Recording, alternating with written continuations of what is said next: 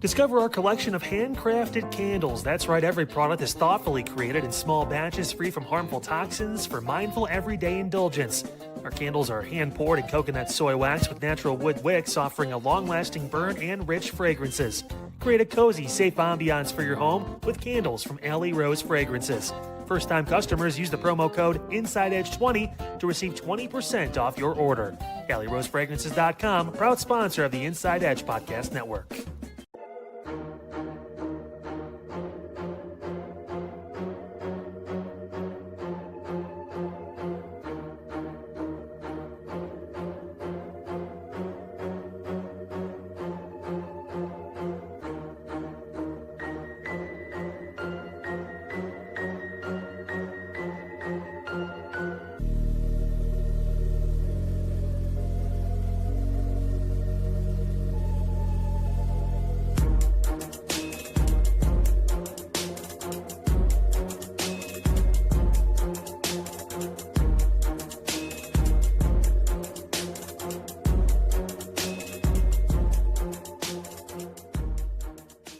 Fanatics isn't just our name, it's who we are. Loyal, passionate fans dedicated to our favorite teams and to the sports we love. That's why we're honored to be able to offer fans the world's largest collection of official sports apparel and sports jerseys from all the leagues, teams, and players you love. We feature a wide selection of gear from every league, including NFL, MLB, NBA, NHL, and NCAA merchandise, which allows us to serve fans of football, baseball, hockey, basketball, lacrosse, soccer, golf, and everything else that gets your heart pumping. Go to Fanatics.com by using the QR code on your screen right now to celebrate your teams.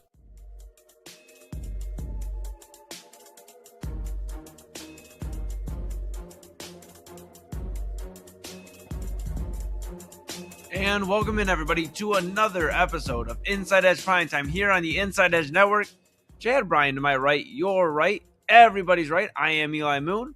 We are not in the dark here, folks. We are right here. And Chad, I'm in a different spot.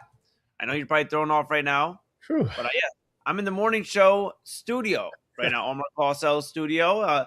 Came over here after Unfiltered, rocking out, watching the NBA draft, and I know you can see my arms tonight. I got a little bit more, a little bit more, got decor, the Cleveland Browns hoodie, but feeling good, man. We got a lot to talk about. How are you feeling today?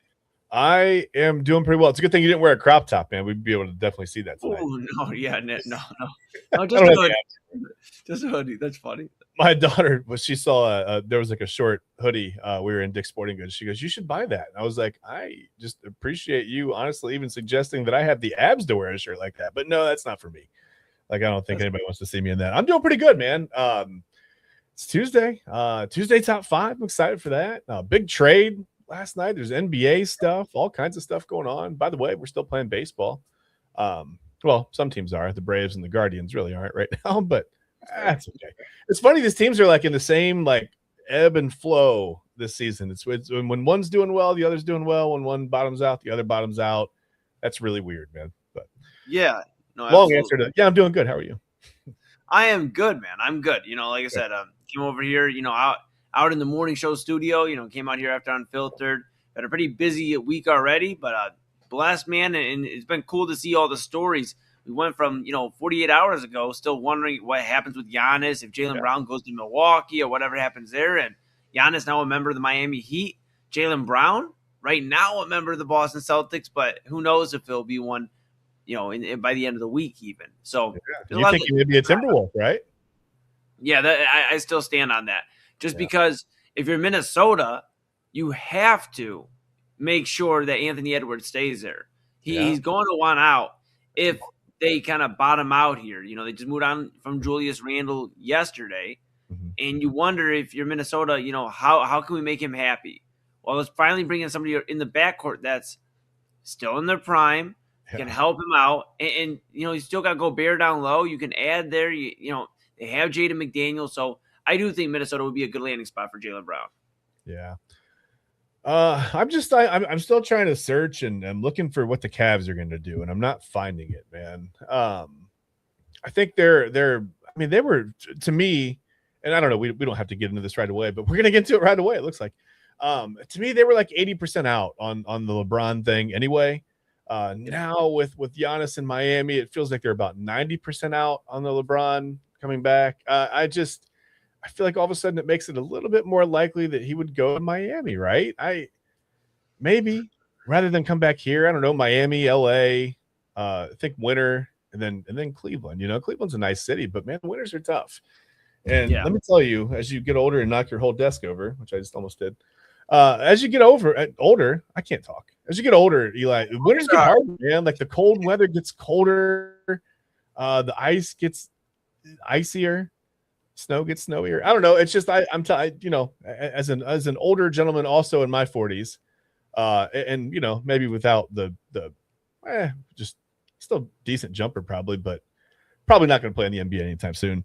I wouldn't want to do winters in Cleveland if I didn't have to, man. You know what I mean? Like if I had the money and the wherewithal to spend my winters somewhere else and traveling, and my home base was Miami or LA, I would understand if he didn't come back. That's all I'm saying. Yeah, I mean, Miami would definitely be interesting for LeBron. It would make a ton of sense because of the front court already with Bam and Giannis. Yeah. And it is familiar territory. He won 2 titles there, obviously, in Miami before. Yeah. Would Pat Riley welcome that back, though? That's what I'm saying. Like, I don't know. Yeah. I don't know if that's – I just don't think they're like kind of like oil and water, right? They don't really mix. And I just think that when you look at how Pat Riley is like already stated how the LeBron tenure kind of ended, LeBron's mentioned about how some of the Pat Riley stuff went. It doesn't sound very nice. I want to see that, but it would make a ton of sense in terms of the way the roster is constructed right now. But I don't know. I do think LeBron still ends up in California, just not the Lakers. I do think Golden State. Double A and I have been talking about it at Midnight Run. I just think he ends up in Golden State. He wants to play with Steph Curry. He wants to play with Draymond. He's cool with those guys, and he would want to remain in California. So his family doesn't have to really move from where they're at right now, too. That's a big thing. He talked about him being in his 40s. Well, he's mentioned it, thinking about his family and how his family's going to feel about it, and his wife, and so that's what you got to consider as well. But it's going to be interesting. The offseason's already officially started off. Other names that are thrown around of, hey, maybe the Cavaliers have an opportunity to go get them is Kawhi Leonard, maybe even. I'm not the biggest fan of that, but that is something that has been mentioned. Cavs maybe being linked to him. Besides that, bud, I don't know. LeBron and Giannis was our plan, and we did not get that. So, yeah, I mean, Kawhi is a nice name, but I mean, I just don't see how he really fits or makes this team that much better, gets them over the Knicks hump that, theoretical or whether it's actually real, whether the Knicks are able to get back to this level, we don't know. But I don't know. I mean, it just feels like they have a roadblock. And it's the Knicks right now. But, I mean, there are other teams in the East that are going to be a whole problem. I mean, Boston's going to be an issue. Miami's going to be an issue for the Cavs. I don't know. It just feels like it feels like after the Giannis trade, I feel worse about where the Cavs are. You want to feel better in the offseason. Like, well, they got to the Eastern Conference Finals. And, yeah, I mean, they didn't look good at all. But they did lose to the champions, right? So there's a lot there when you say those words that should make you feel good, but now watching teams in the East possibly get better. I don't know what the Celtics are going to look like if they move Jaylen Brown. Maybe they won't be a problem anymore, but they're still going to be a good basketball team, right? I don't know. I feel worse about where the Cavs are now, even though they didn't do anything. But that's the issue. They didn't do anything. Yeah, I mean, but they still have the chips if they were looking to make a move. Evan Mobley, obviously, you have Donovan Mitchell. And I'm just curious if they are going to pull the trigger because of everything we've talked about here, where they can't really stand pat. Miami, like you mentioned, getting better. Boston is going to get better. Wherever they move Jaylen Brown to, they're going to get assets back. So they're only going to get stronger. Indiana's there. Washington just drafted A.J. Debance, #1 overall. And I think Washington, Kyle Cornell on Unfiltered, and I have both kind of brought it up here on the network, that Washington may be interesting when it comes to Trae Young, Anthony Davis, now Debance.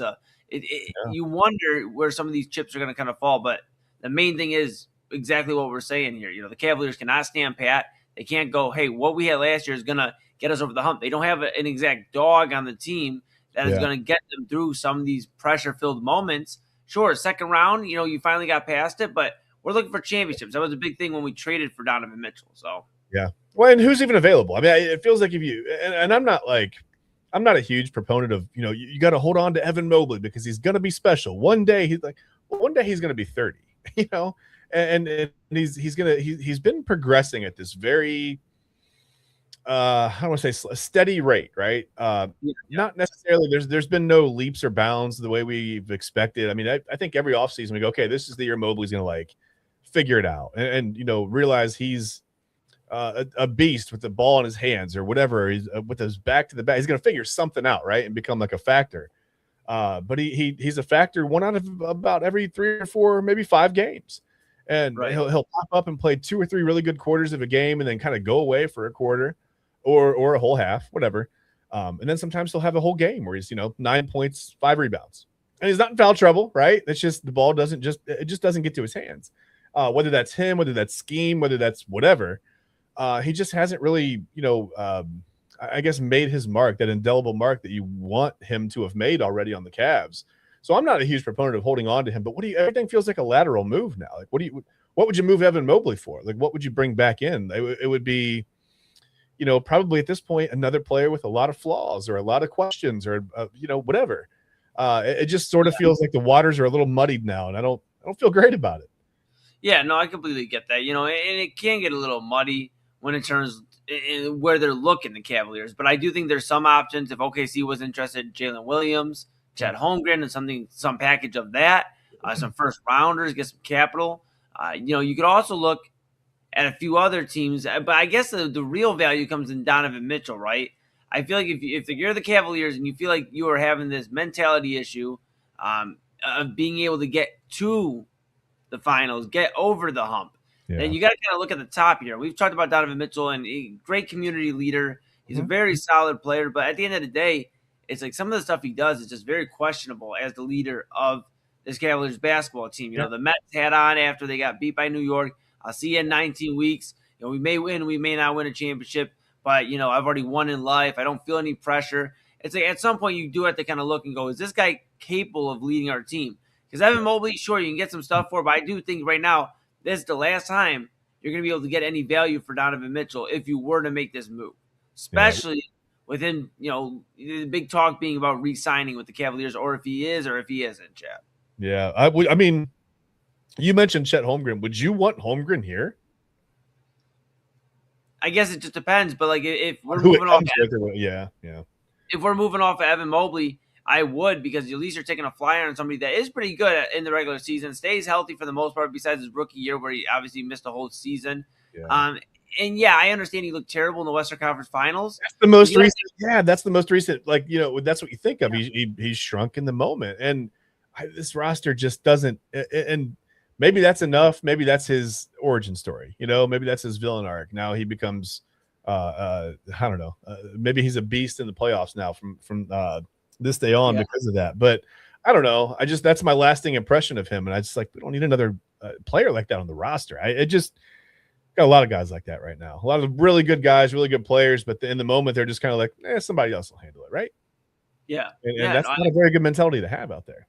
I completely get it. Yeah. It's the biggest question with the Cavaliers. We talked about it on Midnight Run yesterday. Because I was shocked when AA pulled up the odds and we had the 12th best odds to win the finals. I told you it wasn't good before the trade. It wasn't good before the trade. They already had the Heat tied with the Cavaliers before that trade. I told you it wasn't good. Remember, we talked about it a little bit before. You're not going to like the betting odds for winning the East next year. It's not great. And I rather understand that was the whole championship. But the East wasn't good either. Yeah, not good at all. Not good at all. I'll tell you what. It's been a pretty busy basketball day, last couple of days here. Giannis getting moved. Cavaliers obviously having an opportunity to improve their team with the 29th overall pick. They may make a move to get out of the first round. We'll kind of keep an eye on that as the draft's moving along. But AJ DeBanza, number 1 overall pick to the Washington Wizards. Number 2, Darren Peterson to the Utah Jazz. And then Cameron Boozer. Yeah. He is obviously in the top 3 as well. So very, very interesting. We'll keep an eye on the NBA draft. But what I will say is we're going to take a trip back to a draft, and we'll have a conversation about one of the more pivotal moments in NBA history. Chad and I will discuss that. We have Tuesday Top 5 as well. A very, very fun one for you, as always. So we'll get into all of that here on Inside Edge Primetime. But that's Chad Ryan to my right, your right, everybody's right. I'm Eli Moon. This is Inside Edge Primetime here on the Inside Edge Network, and we'll be back right after this. Key On Sports is the leader in Ohio high school athletic coverage in written, print, and video streaming. From the latest news and results and written content to the high school football game of the week every Friday, Key On Sports has you covered. The vision of 15-time published author Vince McKee has become the most trusted site in Ohio high school athletic news. From podcasts to player profiles, Key On Sports is your one-stop for all of it. Visit them today at keyonsports.com or on YouTube at Key On Sports. Check out their socials on Twitter and Facebook as well. Clean energy, bold flavors, and no jitters. See why people won't shut up about Dubby. Clean energy, no jitters or crash. Whether you're starting your workday or getting ready to exercise, Dubby Energy helps you lock in and focus. With over 15 flavors to choose from, you can't miss. Order Dubby Energy right now by using the QR code on your screen and use the promo code InsideEdge10 to receive 10% off your order.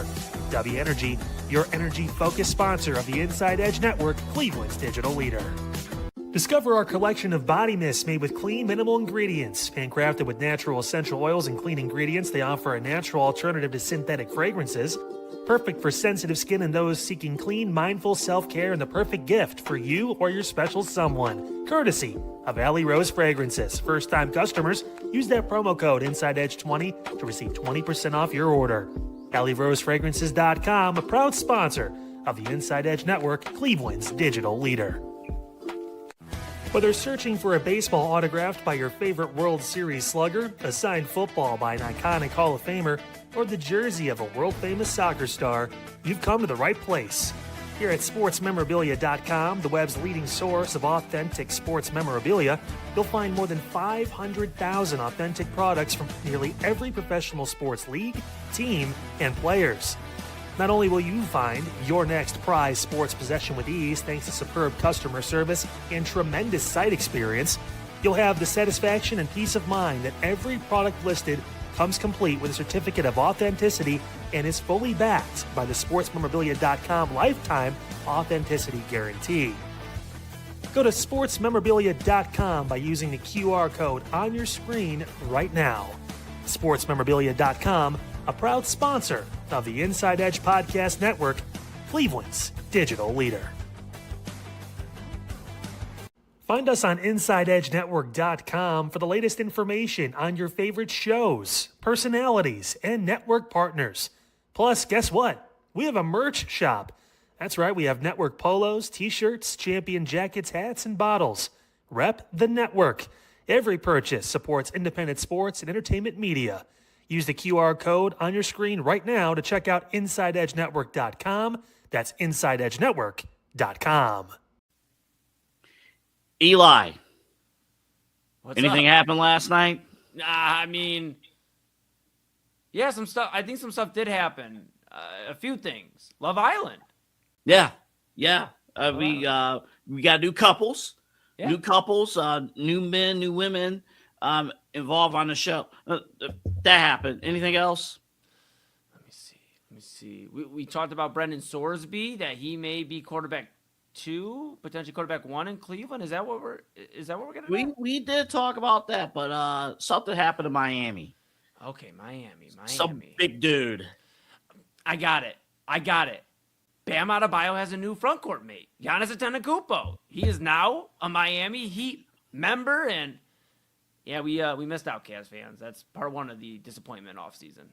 Part 2 comes your way tonight because where does Jaylen Brown land? We'll talk about that coming up tonight. Inside Edge Primetime, The Daily Spiral, Midnight Run. 3 shows, 1 stream tonight starting at 10 right here on the Inside Edge Network.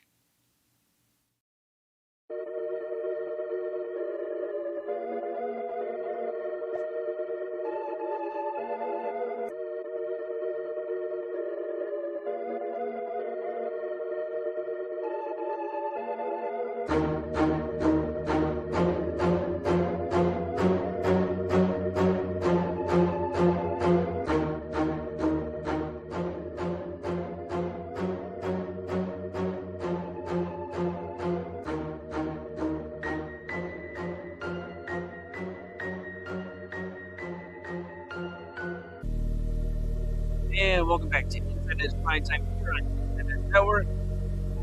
Rocking and rolling, maybe it's an environment. Well, we're ready to rock, man. Chad Bryant to my right, your right, everybody's right. He's in the home base. I'm Eli Moon, and I am in the morning show studio. Omar Clausel Jr. usually is rocking and rolling here. However, tonight, I am here rocking and rolling. And yeah, Chad B, we are going to get after it. I think you may have to unmute yourself. I know you're so excited. But with that being said, I thought you were like just going to chill there the whole time. But with that being said, I did need to get off mute because one, it'd be good to hear from it. Two, you were talking to me yesterday and we were going to get to this, and then Giannis got traded. Selfish, right? by the way. Yeah, what's he doing? I was going to talk about this yesterday.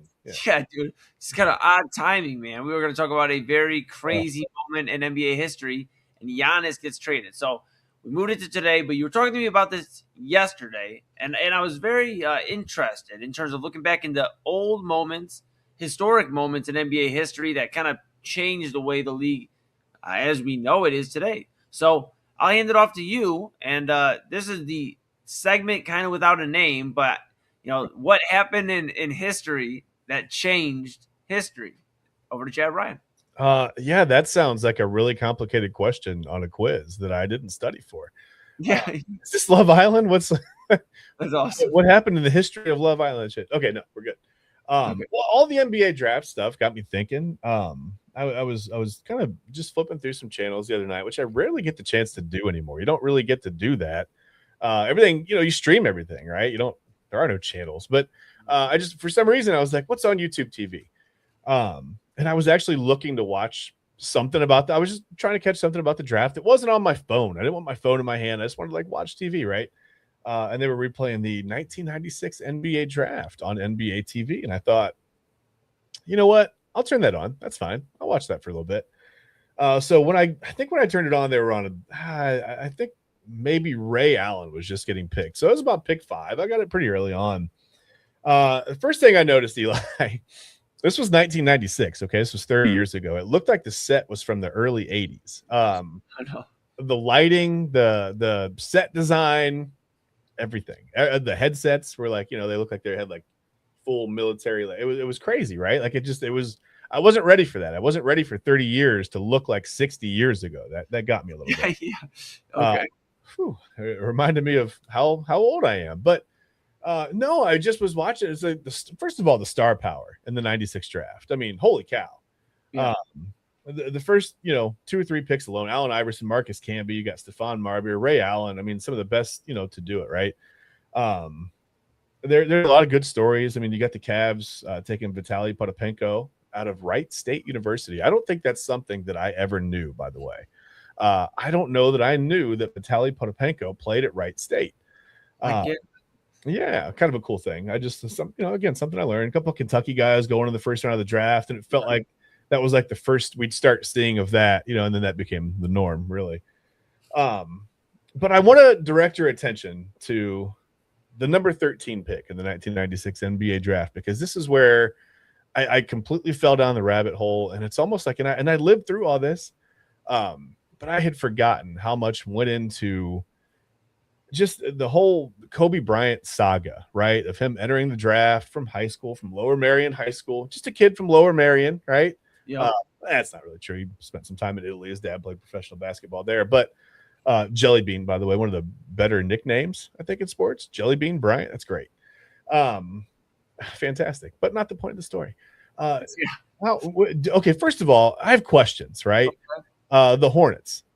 I get it. They were loaded up with guards at the time, and they needed a center, right? It was known that they had needed a center. Apparently, the Nets came very, very close to taking Kobe at 8, by the way. John Calipari was there, general manager, not now. John Nash had seen a Kobe Bryant workout, and they said was almost obsessed with Bryant, right? Really wanted to draft him. They couldn't get on the same page. Taking guys out of high school was a little bit of a risk. It was rare. Yep. And nobody really wanted to mess with it, right? I mean, obviously, we've seen some guys come out of high school. Just in that draft, Jermaine O'Neal came out of high school, right? He was drafted out of high school there by Portland. But and other guys came out as well from high school. But some of the best to do it, honestly. But nobody really wanted to mess with Kobe Bryant. And then Kobe, I think, pretty decidedly wanted to go to LA. He wanted to play with the Lakers, right? So you had this kind of like this whole shuffling situation between his agent or his would-be agent and just his people, right? The people that represented him were trying to maybe hide him a little bit from the rest of the league. So no one maybe really knew exactly what Kobe Bryant was or what he was all about. But the Lakers knew, right? They knew. And there was some familiar, like behind the scenes kind of, people had crossed paths, we'll say. I'm not going to say there was collusion, but some people had crossed paths and maybe had discussions. And so the Hornets take Kobe Bryant, and he claims that then head coach, I think it was Dave Cowens. Is it Dave Cowens at the time? I think it was Dave Cowens. Yeah, I think you're right there. Yep. He claims that Cowens told him, hey, look, we don't have any need for you. You're not going to make this roster. You're a high school kid, right? Huge risk. We have guards. I don't have any room. We're not, whatever. If we take you, we're going to trade you, right? We don't have any, we just, whatever. So that happened. They took him, they traded him, right? Bam, right out to LA. But did you know it almost didn't go through? This is crazy to me. So like I said, the Hornets needed a center, right? So Vlade Divac, he's the guy. That's the trade. And Vlade says, no, I'm not going to go to Charlotte. I want to stay in LA. I want to be here. We're building something. Yeah. But LA had their sights on Shaquille O'Neal and pairing him up with brand new, shiny 18-year-old Kobe Bryant and trying to build for something and win some championships. And eventually, after a few days, it was a few days, Eli, that Vlade said, fine. I'll go to Charlotte. I'll play in Charlotte. No big deal. And the rumor is that he loved the Lakers that much that he was willing to essentially get kicked out of there to let them grow, right? To let them get into their prime years. But it just got me. It's like, how close was Charlotte? Did they know what they had? Did they have any idea what they had in Kobe Bryant? Were they like, hey, someone from the Lakers called and said that they'll give us Vlade, like they'll give us a center if we take this high school kid? Like, what a cash deal. Like, of course we're going to do that, right? Yeah. Now we have the center we need for our roster. Not a whole lot of places to go out and get a center that's reliable. We could draft one, but you don't know what you're going to get. You definitely don't know what you're going to get with a high school kid. Ship him out of here. Get him out. Get this kid out of my face. Get him an ice cream cone and send him on his way or whatever. You know what I mean? And it's Kobe Bryant, right? And it's easy to look back with hindsight and say, well, that was really stupid. But at the time, I mean, it served a need for both rosters. It's crazy to me just how much behind the scenes and I mean, the whole story about Kobe bluffing and saying, hey, listen, if it's, it's LA or nothing for me. I'll go play overseas, right? Yeah. And I was reading an article. It was written a long time ago. And I want to find it here. I want to try to attribute it to the right person. But it was on CBS Sports, written by, and again, I'm not even sure how. I think it was Zach Harper was the name. I'm not finding it here. But anyway, he interviewed Kobe at the time, and Kobe he said, hey, listen, if they refuse to do this, my page is completely shutting down on me now. But they said if they refuse to do this trade, if Vlade said no, what were you going to do? And he's like, I was bluffing. I mean, I would have been a Hornet, whatever. Like, I would have gone to Charlotte. You know what I mean? No big deal. I would have played there. And it's just crazy to me, like, how close that trade was to not going down, all the stuff that went down. We don't even really know the truth. I mean, it's Kobe claims that Cowens told him they didn't want him, right? And that's like his villain arc. Like, he's literally said, and I'm trying to find the quote here, but again, that page is not loading for me right now for some reason. But Kobe had literally said that, like, that's when he turned from like a smiley kid to like the silent assassin, right? When Cowens told him, listen, we don't have any need for you. So Eli, I don't know. I mean, how does it feel? Like, I was alive for it, right? Like I was there in the moment. This is something that just happened in the past to you. I'm just curious to see kind of like your whole viewpoint on the Kobe trade and whether Charlotte, I mean, whether or not they really knew what they had. Did the Lakers, were the Lakers pulling the wool over everyone's eyes in the NBA? I mean, do you think there's as much collusion as there is rumored to be to this story? I don't know, man. It's kind of a little dicey, right? Because you kind of see Charlotte, and yes, they had a lot of guards at the time, but like, where is the scouts basically being like, no, like, you don't understand. This guy's better than any guard we have on our roster right now. So the fact that they were just elected because they had guards to not take the best available talent and actually use them on the roster kind of throws me off.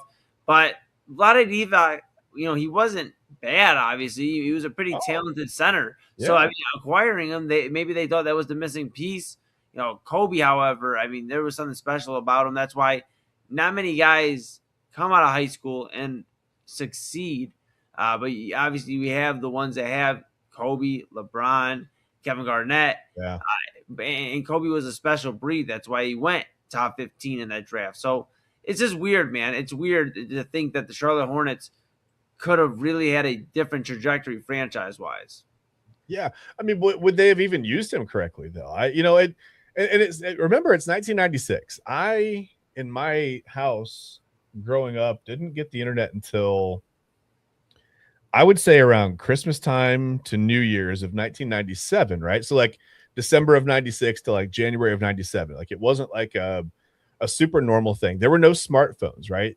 You couldn't just like search Kobe Bryant and go, what is this kid all about? And see all of his highlights from, you couldn't do that. So, I mean, the only way that these scouts knew about him were private workouts. And if you've got his representation, essentially hiding him from the rest of the league, then only the people who've been privy to those workouts are going to know what Kobe Bryant's all about. And they had said that I think Jerry West was super, super impressed. Had seen him in a private workout and was like, man, the kid's work ethic, his focus. Yeah. You can see the leadership. You could just see the maturity. Like it's oozing out of him, man. It's like he's got it, right? He's got that X factor, whatever it is. Like he's got the skills, yeah, but he's also got that thing that you can't put your finger on. You just know when you see it. And I think that's when that's where the rumors of some of the collusion comes in, where it's like, okay, don't let anybody else see this kid. We got to do whatever we got to do to get him. I don't care what it takes. We're going to get him. We're going to get Shaq out here. We're going to clear some whatever, some cap space. We're going to get Shaq here. We're going to pair these two together, and we're going to win, not one, not two, not three, not four, whatever. But yeah, I mean, I think they had, obviously eyes on a dynasty with Kobe and Shaq, and, egos sometimes get in the way of that and things play out a little bit differently. But for a while they had it going on, man. And it's just one of the cooler stories to me. Just a lot goes into every trade that I think we'll never, ever know. But this one's always been shrouded in such mystery and such a huge gray area that like, it just fascinates me. And like reading about it again, it was like, man, I forgot about some of this. I just forgot about some of the details, the ins and outs of it. I don't know. It probably deserves like a couple-hour documentary, really, just that trade, just the trade alone. Yeah. Yeah, no, absolutely. I mean, it's one of those pivotal moments. Like, we talked about, before in the last segment, just talking about the buildup to talking about this. Yeah, a very pivotal moment, where the Lakers basically created the next 20 years of their franchise's history. Yeah. Just from a crazy trade. So, yeah, Chad, be very, very interesting. We'll kind of keep visiting special moments, pivotal moments in NBA history and maybe other sports as well. Yeah. We'll take a look at that as well. But, hey, it's time for our favorite moment of the day, which is going to be Tuesday Top 5. That'll be coming up after the break. So stick with us here. This Inside Edge Primetime here on the Inside Edge Network. That's Chad Ryan to my right. You're right. Everybody's right. I'm Eli Moon. This is Inside Edge Primetime here on the Inside Edge Network. A friendly reminder. Make sure you like, subscribe, follow at Inside Edge Net on all the socials. And go ahead at InsideEdgeNetwork.com. Check out and read about your favorite personalities. Go to our partners page. Going to do without our partners. Going to do without you. So go over to the shop, the merchandise store, buy a shirt, a hat, a polo, a hat, a mug. I think I said hat twice. But go ahead and buy 2 hats. And rep Cleveland's digital leader. And go ahead and download the Inside Edge Network app on Roku. We are on Roku as well. So go check that out. And yes, when we come back here Tuesday, Top 5 with Chad Bryan and myself, Inside Edge Primetime here on the Inside Edge Network. Fanatics isn't just our name, it's who we are. Loyal, passionate fans dedicated to our favorite teams and to the sports we love. That's why we're honored to be able to offer fans the world's largest collection of official sports apparel and sports jerseys from all leagues, teams, and players you love. We feature a wide selection of gear from every league, including the NFL, MLB, NBA, NHL, and NCAA merchandise, which allows us to serve fans of football, baseball, hockey, basketball, lacrosse, soccer, golf, and, well, everything else that gets your heart pumping. Go to Fanatics.com by using the QR code on your screen right now to celebrate your teams.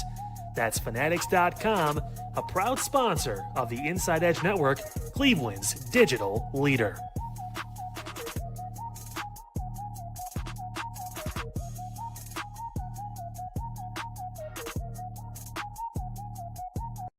Small business owners are superheroes, but nowadays running your business means doing so inside your shop and on social media. That's why you should make Omega Video Marketing your sidekick. With a decade of content creation experience, I create dynamic, informative, and fun videos for your specific social needs that will increase brand awareness, get you more followers, and keep your social pages and websites current and fresh. I offer flexible pricing and turn times and will work with you to understand your brand and your story. All of that comes from the heart. My award-winning expertise is just the cherry on top. So let's get connected. After all, your brand is the alpha and my expertise is the omega. Discover our collection of handcrafted candles. That's right, every product is thoughtfully created in small batches free from harmful toxins for mindful everyday indulgence. Our candles are hand-poured in coconut soy wax with natural wood wicks, offering a long-lasting burn and rich fragrances. Create a cozy, safe ambiance for your home with candles from Alley Rose Fragrances. First-time customers use the promo code InsideEdge20 to receive 20% off your order. AlleyRoseFragrances.com, proud sponsor of the Inside Edge Podcast Network. Mosser Moments Photography is a husband and wife wedding photography team based in Cleveland, owned and operated by Inside Edge Network's very own Ryan Mosser and his wife Hallie. For the past 10 years, they've captured more than 100 weddings across Northeast Ohio and beyond, always working together as a true two-person team. Their style centers on authentic, emotional storytelling, documenting the real moments between two people in love and creating images that feel natural, comfortable, and true to the couple. Rooted in Northern Ohio but inspired by their travels, Ryan and Hallie bring a warm, personal approach to every wedding day. Their work blends experience, consistency, and a genuine passion for helping couples relive their best day through timeless photography.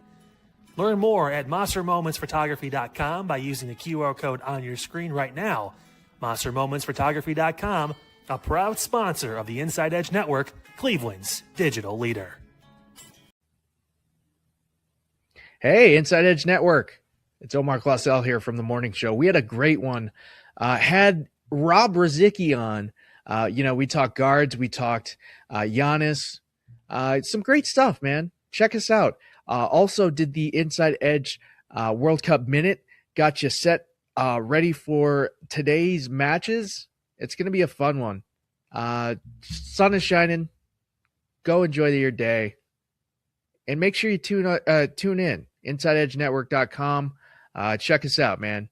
We're rocking with you.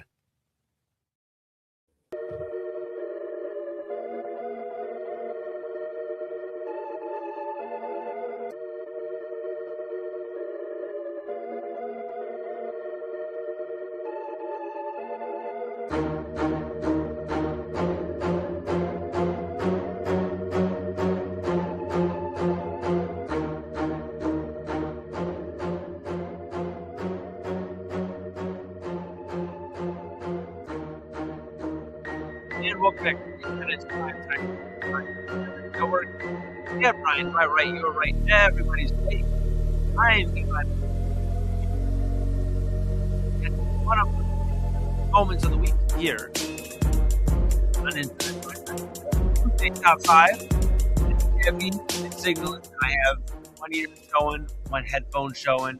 But yes, Chad B, I appreciate the assist there. I'm in a different setting here. So, I sitting and setting. So, I'm getting a little situated. But yes, we are rock and rolling. Tuesday top 5. It's time to get right to it, Chad B. The floor is yours. What do we have on the docket today? I just wanted to point out that you are sitting in a different setting. That's fun. Yeah. Okay, sorry. Fun. I felt like Dr. Seuss.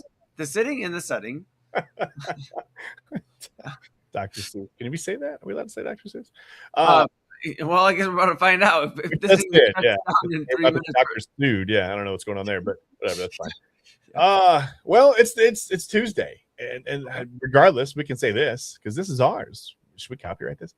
It's time for the Tuesday top 5, and that means we got a brand new fancy looking graphic up there. Look at that, it's fun. Oh yeah, that's a good time. So all the trade talk got me thinking. I've been thinking a lot this week. I'm in a pensive mood. I've been thinking. NBA draft, Giannis gets traded. I was thinking about the Kobe trade. It's like, wow, man, like where would Kobe be on the well, obviously he'd probably be the best Hornet of all time had he stayed there. But how would that change with the Lakers all-time player list and championships would look? And how do things change, right? How does it change? So I got thinking, like, okay, Giannis is in Miami now. He's officially a member of the Heat, and I feel weird saying he's a Heat. How do I? He's a warmth. What do I don't know what to say there. Whatever. Because you can't have just Heat. One player can't be the Heat, right? It's got to be all the players have to be the Heat. So he's a coil. Is he? I don't know. Anyway, it doesn't matter. He's an ember. We gotta call an HVAC guy. We gotta get an HVAC guy on the show and figure it out. We'll figure it out eventually. But so it got me wondering, like, okay, let's say Giannis had started with the Heat. Where would he be on the list of all-time top 5 for us Miami Heat players? There's more than just 5. Well, hopefully that would only be one starting unit. They'd be in trouble if they only had 5 all-time players. But it got me thinking, like, who are the top 5 Miami Heat of all time? The Miami Coils of all time. So I don't know. Listen, they've built one of the NBA's, honestly, one of the most successful franchises. They've had a lot of superstars. They've had a lot of legends come through Miami, right?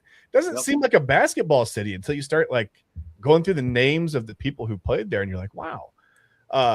It's kind of turned South Beach into a little bit of a basketball powerhouse. You've got dominant big men, you've got clutch scorers, you've got championship heroes. Man, they really just have never lacked star power. It's kind of crazy, right? And listen, there are some honorable mentions. I'm going to mention some guys. Chris Bosh almost made this list. Okay, this is going to give you an idea of the type of names that we're going to look at. Tim Hardaway almost made my list. Glenn Rice almost made my list. Udonis Haslem.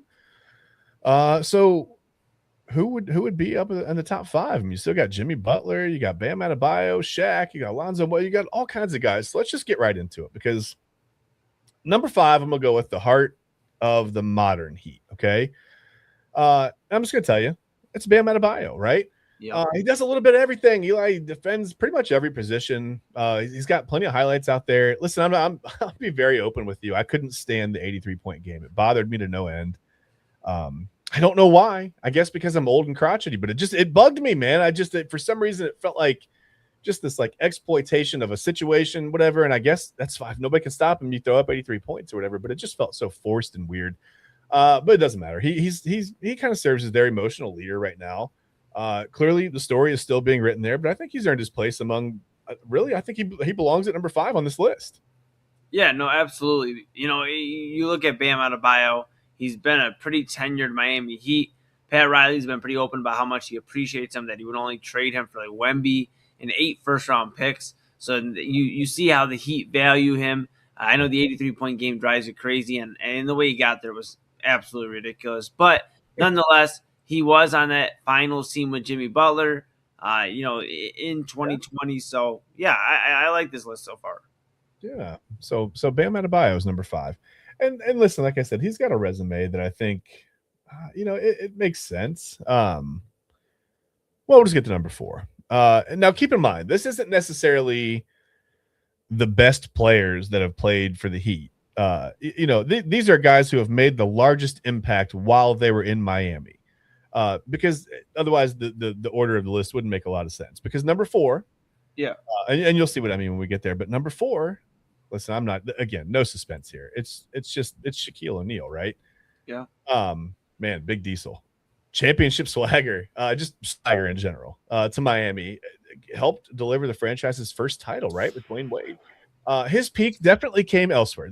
There's no doubt, right? He did not peak in Miami. That was not the pinnacle of his career. But his impact on the Heat, I think, was huge, right? The championship is enormous. His partnership with Dwayne Wade, I think that remains really, I almost hesitate to say it, but one of the most dominant duos in NBA history, really, if you look at it. So Shaq is number 4. Yeah, no, absolutely, Chad. You see the development of Flash, Dwayne Wade. Shaquille O'Neal was a big part of that, in terms of helping him get to that championship status, a guy that had won multiple championships at that point. And he helped Miami get over the hump, get to that championship. It was just a lot of fun to watch. That Miami team that year was a ton of fun to watch, that 06 championship team. So, yeah, Shaquille O'Neal, an absolute legend, obviously, of the game. And, if we do a top 5 Lakers players all the time, I think we have a discussion about him being in there, obviously. And it makes sense that he's number 4 here because he wasn't there a super long time. So, you factor in tenure, but he does have more accolades than Bam, especially having that championship and the first one in Miami Heat franchise history. So I agree so far, but it looks good. Fair enough. All right, let's get to number 3. Again, we're not doing suspense this week. I'm going to tell you right now, it's Alonzo Mourning. And I think before the culture was there, before it was like kind of established by Dwayne Wade and Shaquille O'Neal, Alonzo Mourning was like his toughness just sort of like, I don't know, it makes it feel like he was like the embodiment of Miami Heat basketball. He was just so tough, like I said, just relentless. He was so competitive. Zoe, remember Zoe? His nickname was Zoe. Became the face of the franchise really during when they were on their rise in the 1990s, and he later came back and helped them to that championship in 2006. So he was there for that. So I think for that reason, just his impact is sort of maybe just a little bit. He was just more impactful to the Heat than Shaquille O'Neal was in certain ways. He's the one that kind of established the foundation so that Shaq could build the house. Does that make sense? Makes plenty of sense. Yeah, that's number 3 on my list. Absolutely. Yeah, it makes plenty of sense what you're saying there. You think of leaders, you mentioned obviously Giannis Haslam, and what he meant to this Miami Heat franchise. Alonzo Mourning, the same way, like a leader, somebody that like if the ship wasn't being steered right, he said something and made sure people understood, hey, this isn't how we do it. This is Heat culture. We talk about Heat culture all the time. Alonzo Mourning definitely embodied that and helped create what it is up to this point today. So you think about the championship, and everything else with Alonzo Mourning, just a lifelong, Heat legend, and number 3 makes plenty of sense. I can understand why he's above Shaquille O'Neal. You are on fire so far, Chad B. And we haven't had any, critics come in from the comments. So far, so good, man. Who's number 2? Well, I'll tell you real quick about Alonzo, just before we move on. Yeah. He has 2nd place and a 3rd place finish in the MVP voting in Miami. So, I mean, it's kind of, I think he's a little bit underrated sometimes. When I look back and think about Alonzo Mourning, I forget just how impactful he was. But I think that obviously tells you that Jimmy Butler is kind of the odd man out on this list now. I mean, he's the other honorable mention. So maybe there's not a whole lot of suspense, but I don't think this is a huge suspenseful kind of a list. So this isn't like numbers 1 through 5, Eli. This is very cut and dry. So I'll just say that number 2 is going to be LeBron James. And again, this isn't, the best players that have played for the franchise, outside of everything. He had a 4-year run in Miami that was probably one of the most dominant stretches that any players ever had with any franchise. Again, stop me if you've heard this before. 4 straight finals appearances. Hey, we've been there, right? Yeah. 2 championships have not been there, unfortunately. 2 MVPs there. And I think of all the highlights, right? The Dwayne Wade and LeBron James just having fun out there with Chris Bosh and all the alley-oops and just the crazy dunks. And he's kind of he embraced that villain role in the league a little bit, right? It was when he left. He took his talents to South Beach. And, yeah, he broke our hearts a little bit here. But I think that's where he kind of went down. He went and found himself in Miami for 4 years. It was almost like he went to college.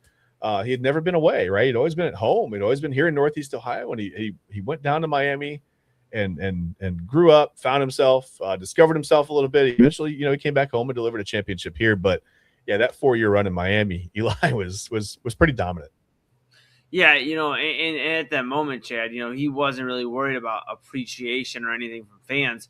He was there to strictly play basketball, go win a championship, and he won a few of them. Obviously, won 2 in Miami with his guys, Dwayne Wade and Chris Bosh, and he learned how to win, like you said. He learned how to win right there. He wasn't there a long time, but he was very dominant when he was there. So that makes sense why he's number 2. It just, you can't really have if LeBron played for this team, like obviously you have the Cavs, the Heat, and the Lakers. He's on all the lists. It's just a matter of where he's at based off tenure and things like that. So far so good, and like Omar said, solid list once again. Can't knock it so far, Chad B. Hey, appreciate that, Omar. And he says, is Chris Bosh number 1? Could it be? Chris? Well, he did wear number 1 on Miami. He did. That is true. He was number 1 in your program, but he was not number 1 in your all-time franchise list. Yeah. No. That one, I'm going to go. There was a guy played. Here's a guy. Boom. No, anyway. No, it's Dwayne Wade. Listen, I don't think there was ever any doubt here, right? One of the great. He's the greatest Miami Heat player of all time. 3 championships, a finals MVP, right? So many clutch moments, so many huge shots hit by him, and just a career really spent just defining exactly what I think it means to be a Heat player. He didn't just play for Miami. I feel like he sort of became Miami basketball, like not just the face, like the heart, the soul. He really became Miami basketball. I mean, it really was Dwayne Wade. Yeah, no, absolutely. He was the reason that Miami has their 3 championships. Obviously his run with Shaq, we talked about that earlier, with Shaq being number 4 on the list. The development of Flash, just very, very fun to watch. That battle against Dirk in Dallas, and then you have the run where he recruits LeBron, he gets Chris Bosh there. They bring different guys in there, Ray Allen, and just a bunch of studs. Just from the fact that he went to Chicago, went over to Cleveland, or came here to Cleveland, right here, Cleveland's digital leader. Came to the Cavaliers and then back home to Miami where he wanted to go. Dwayne Wade, man, a lifelong Heat. I know he had a few different stints elsewhere, but for the majority of his career, he was in the Miami Heat uniform, and a guy that is responsible for all, in some way, all of their championships. So very cool there, Chad. Yeah, 7 top 10 finishes in the MVP voting for Dwayne Wade while he was in Miami, while he was a member of the Heat. So, I think that's got to make him the unquestionable, really, number 1 best Heat player of all time, best Heat of all time. I feel like I'm saying that. Best, how do you like Utah? The best Jazz of all time. How do you do that? That's an odd name. We got to do something about that. We got to figure out how we say that. Yeah, the best Jazz, the best. The best Thunder. Yeah, are they thunderclaps? So would Thunder Shai Gilgeous-Alexander be one of the best? Would he be one of the best thunderclaps of all time? Yeah. Do we have to break it down to a singular? Right? You know what, Chad B? I'm gonna let you have this one. Yeah, you know what? Malone is one of the best trumpets. No, I don't know. It's whatever. All right, bud. Listen, we got a few minutes left here. Great list. It's not a bad thing. Yeah, no, I think it's a good thing. We did a good thing, or a good job. You did a good job on that list. Tuesday top 5. We'll see what we got in store next week. But let's get into it. We got a few minutes left. What are your final thoughts here, Chad B? Would you like to go first, or would you like me to go first? Why don't you go first tonight? I feel like I do Tuesday top 5. I'm drained, right? I get tired sometimes. It's like I got to say words. I had to type a bunch of words. I had to think about things to say earlier. That's hard. Words are tough, man. You go first. I'll regroup, and then I'll go last. Well, my final thoughts are the NBA offseason's in full swing. The Brendan Sorsby saga seems to be coming to an end. I mean, we'll see if somebody's going to get sued, and that'll be a lot. But I think it's interesting, the NBA offseason. Really, that's been my biggest excitement for this week, has been seeing, the Giannis stuff go down. Now Jaylen Brown, now we're talking about him. There's going to be LeBron discussions, Austin Reeves, Kawhi Leonard. The NBA offseason's in full swing. I'm having a great time with that. I'm also having a great time that it's beautiful outside. The weather is shining. I can't really be too mad about it. It's going to be a busy week here in Cleveland, Ohio. And just to remind everybody, as always, love somebody, give somebody a hug, tell them you appreciate them. And, that is what I got tonight, Chad B. Do you have anything on your mind? What's on my mind? It's officially summer. And for the time being, like you said, the weather's really, really nice. It's mild. It's going to change next week, and we'll get Matt on here pretty soon to verify that. I think Matt would be proud of me that I know that the temperatures are going to rise, the humidity is going up. We're about to get a really, really tropical blast of heat and humidity coming up. So, okay, if you don't like the heat and humidity, get outside now. Take the next couple of days. It might rain a little bit on Thursday or whatever, but take the next couple of days to get outside and go for a walk, go for a run, a jog, whatever. I need to be better about that. I got to work on the cardio. No excuse to be in this bad shape. I'm in very bad shape. We're talking about bacon wrapped honey buns and things and all kinds of stuff. And I'm like, I want to eat all that. So I'm going to have to start working out a lot harder to keep up with it. But get outside, enjoy yourself. And maybe you get a little bit accustomed to the warm weather before it gets too hot. Maybe you can ease into that as well. But just enjoy your summer. Be safe, of course, as always. But make sure, because summer goes so fast, soak up every day, right? Every minute you can get to enjoy yourself outside. Just enjoy your summer and be safe. Absolutely. I love it, Chad B. I love it. Well, that's our final thoughts here. A quick reminder before we get out of here. Make sure you like, subscribe, follow at Inside Edge Net on all the socials, YouTube, X, Facebook, Instagram, TikTok, Twitch, all of the great social media. We're there, Inside Edge Net. Of course, InsideEdgeNetwork.com. Check out your favorite personalities like Chad and I. Everybody that does a great job weekly and daily. Read about your favorite Inside Edge Network personalities. Go over to our partners page and check out the merchandise store. Get a hat, a shirt, a polo, a mug, all that great stuff. And download the Inside Edge Network app on Roku. All right, that's going to do it for Chad B. To my right, your right, everybody's right. I am Eli Moon. We're going to do the old switcherooski here. You know, it always gets a little crazy when we do it here. Let's see what we got here tonight, Chad. And the switcherooski. Look good in red. I look good in red. Oh, yeah. Oh, yeah, we're rocking. Well, that's going to do it for you tonight, pal. You are off the hook. I, however, am probably in trouble. We have the Daily Spiral with Autumn Chisholm coming up here at the top of the hour. Few words from our partners and a station identification. But this has been Inside Edge Primetime here on the Inside Edge Network. Stay tuned. We're back with so much more after this. Key On Sports is the leader in Ohio high school athletic coverage in written, print, and video streaming. From the latest news and results and written content to the high school football game of the week every Friday, Key On Sports has you covered. The vision of 15-time published author Vince McKee has become the most trusted site in Ohio high school athletic news. From podcasts to player profiles, Key On Sports is your one stop for all of it. Visit them today at keyonsports.com or on YouTube at Key On Sports. Check out their socials on Twitter and Facebook as well. Clean energy, bold flavors, and no jitters. See why people won't shut up about Dubby. Clean energy, no jitters or crash. Whether you're starting your workday or getting ready to exercise, Dubby Energy helps you lock in and focus. With over 15 flavors to choose from, you can't miss.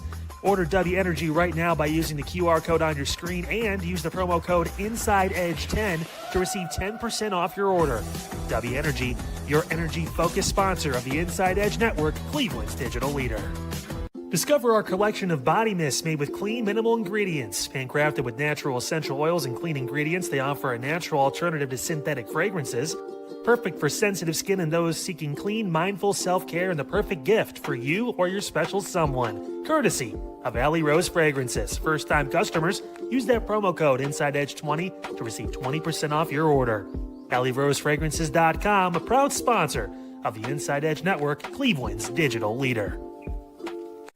Whether searching for a baseball autographed by your favorite World Series slugger, a signed football by an iconic Hall of Famer, or the jersey of a world-famous soccer star, you've come to the right place. Here at sportsmemorabilia.com, the web's leading source of authentic sports memorabilia, you'll find more than 500,000 authentic products from nearly every professional sports league, team, and players. Not only will you find your next prized sports possession with ease thanks to superb customer service and tremendous site experience, you'll have the satisfaction and peace of mind that every product listed comes complete with a certificate of authenticity and is fully backed by the sportsmemorabilia.com lifetime authenticity guarantee. Go to sportsmemorabilia.com by using the QR code on your screen right now. Sportsmemorabilia.com, a proud sponsor of the Inside Edge Podcast Network, Cleveland's digital leader. Find us on InsideEdgeNetwork.com for the latest information on your favorite shows, personalities, and network partners. Plus, guess what? We have a merch shop. That's right, we have network polos, t-shirts, champion jackets, hats, and bottles. Rep the network. Every purchase supports independent sports and entertainment media. Use the QR code on your screen right now to check out InsideEdgeNetwork.com. That's InsideEdgeNetwork.com.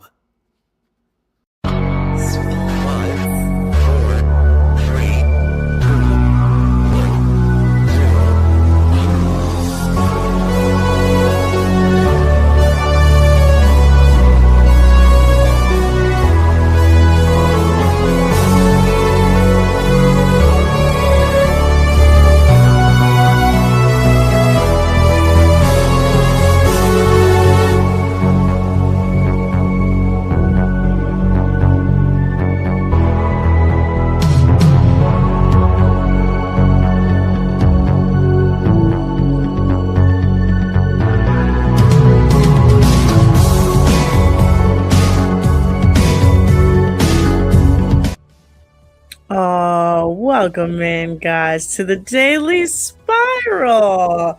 Eli, why would you be in trouble?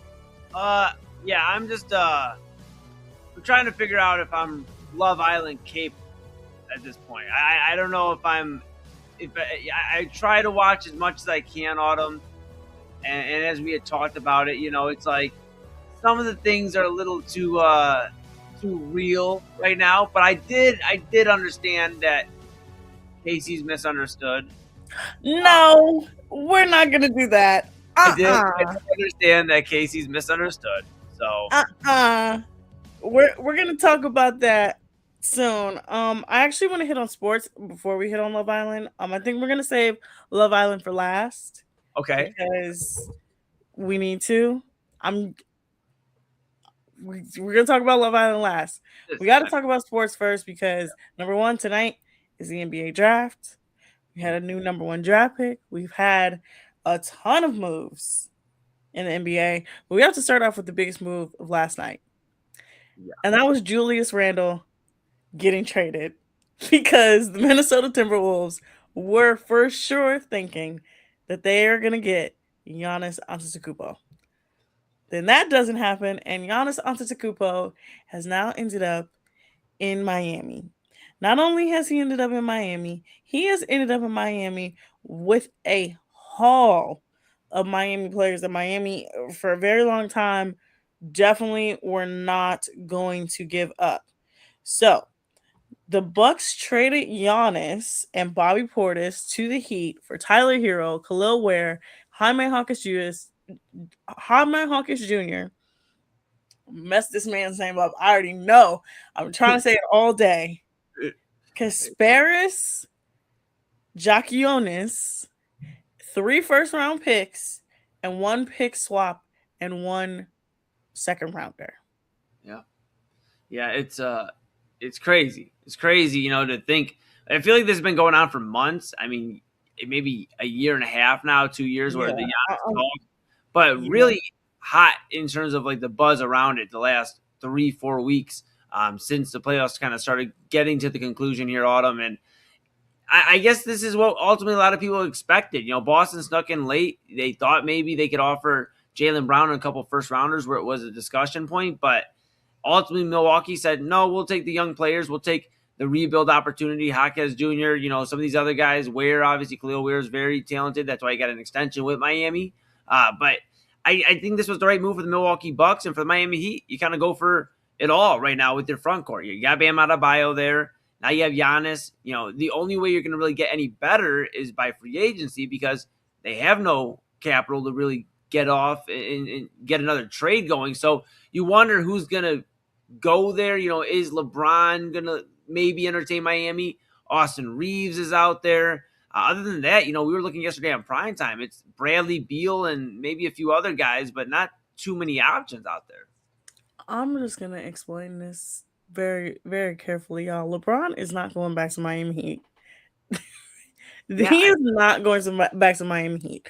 It has everything to do not only with the way he left, but the restrictions that franchise has is the reason why he left in the first place.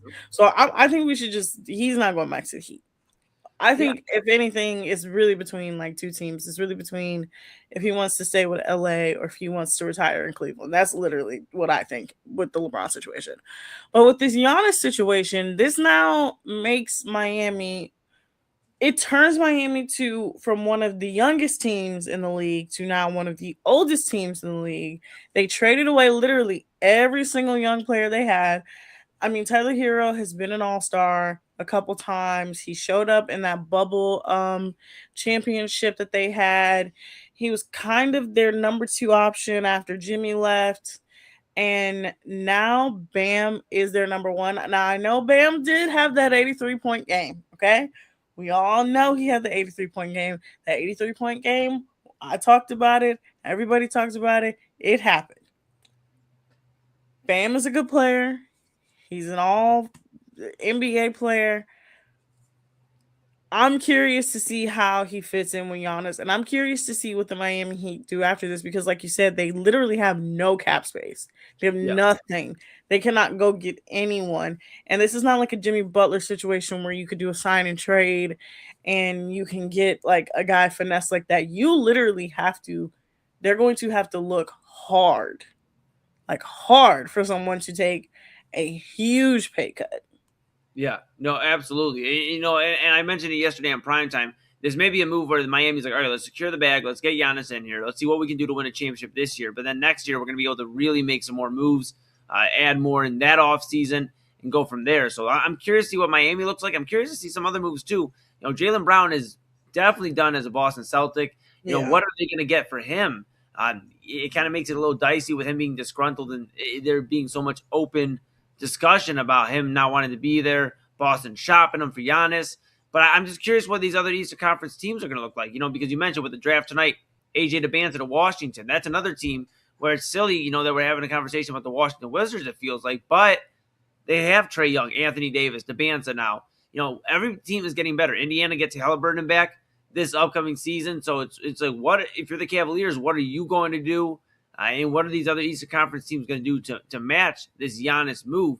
And it's still the Knicks. I mean, the Knicks, they've been very clear. James Dolan said, we're not going into the second apron. I can write a big check. I'm not going into the second apron. So what does it look like for the Knicks in terms of trying to run it back as Eastern Conference champions, as NBA champions? Well, we know the Knicks aren't really going to do much of anything. I mean, they're gonna be the exact same team. They're gonna literally run it back. I mean, they're not gonna do anything different. They haven't done anything different. They literally were gonna ask Jalen Brunson to take a pay cut. I think with the Cavs, with the whole Giannis trade, I wouldn't try to go after Jalen Brown. He just to me doesn't fit in with the team. I think you swing for the fences and try to go for LeBron. LeBron is kind of the missing piece that you need. You have the veteran leadership. You have the guys who can come off the bench. You have the young players. You just really need one guy to really come in, finish it out, close it out. And I think it's LeBron. If LeBron resigns with LA, which it looks like he kind of will, which I don't think he should. I think LA is not really a situation where he can win right now. I think the Cavs are probably going to do the same of like looking during the trade deadline like they did last year of like, what can we get for a veteran that we need in the middle of the season that'll come in here and give us a spark. Honestly, the East is kind of a little weird now. I don't know because I don't know how this Miami thing is going to go. Like, every time I think of a trade like this with a superstar like Giannis, I think of like if this would have happened like 2 years ago. Right. If this would have happened 2 years ago, I would have been like, ooh, this is great. Like, I'm excited. But he's had injury history. Yeah. He's not been the same player that he was a couple years ago. He's also 30.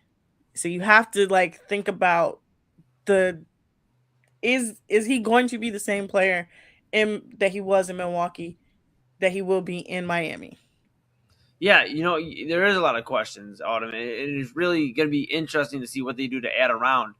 Trey Murphy is out there. I don't know if they have enough capital to be able to go get him, but Trey Murphy's out there. There's some other guys that could impact this team and help shape out the rest of the roster. Kyle Cornell on Unfiltered mentioned earlier about the lack of shooting in Miami, and I'm just curious to see what they do to add to that roster. You see some other teams that are just making moves to get better, and for the Cavaliers, I don't know. When it comes to LeBron, I just don't know if the Cavaliers are what he's looking for. He's big on where his family wants to go. His family's very comfortable in California. I think he would rather go play with Steph Curry, a guy who's always been cool with, and Draymond Green. They've always been cool off the court, despite the rivalry on the court. I could see that. I could see Miami before I do see Cleveland, just because those teams, I think, are more interesting for him. He has a history in Miami with Bam Adebayo, Team USA. Him and Giannis have always had mutual respect for each other. And then, like I mentioned, Golden State. I think the Lakers thing really is dependent on Austin Reeves. If Austin Reeves decides I'm going to get more money elsewhere, then he's going to probably leave and go be a number one option in a different city for the first time in his career. And that's going to dictate where LeBron goes. But I just think for the Cavs, I don't know. No, I don't think the Golden State thing. I think Golden State is in a weird predicament. They're an older team now, which is crazy to say that they're an older team.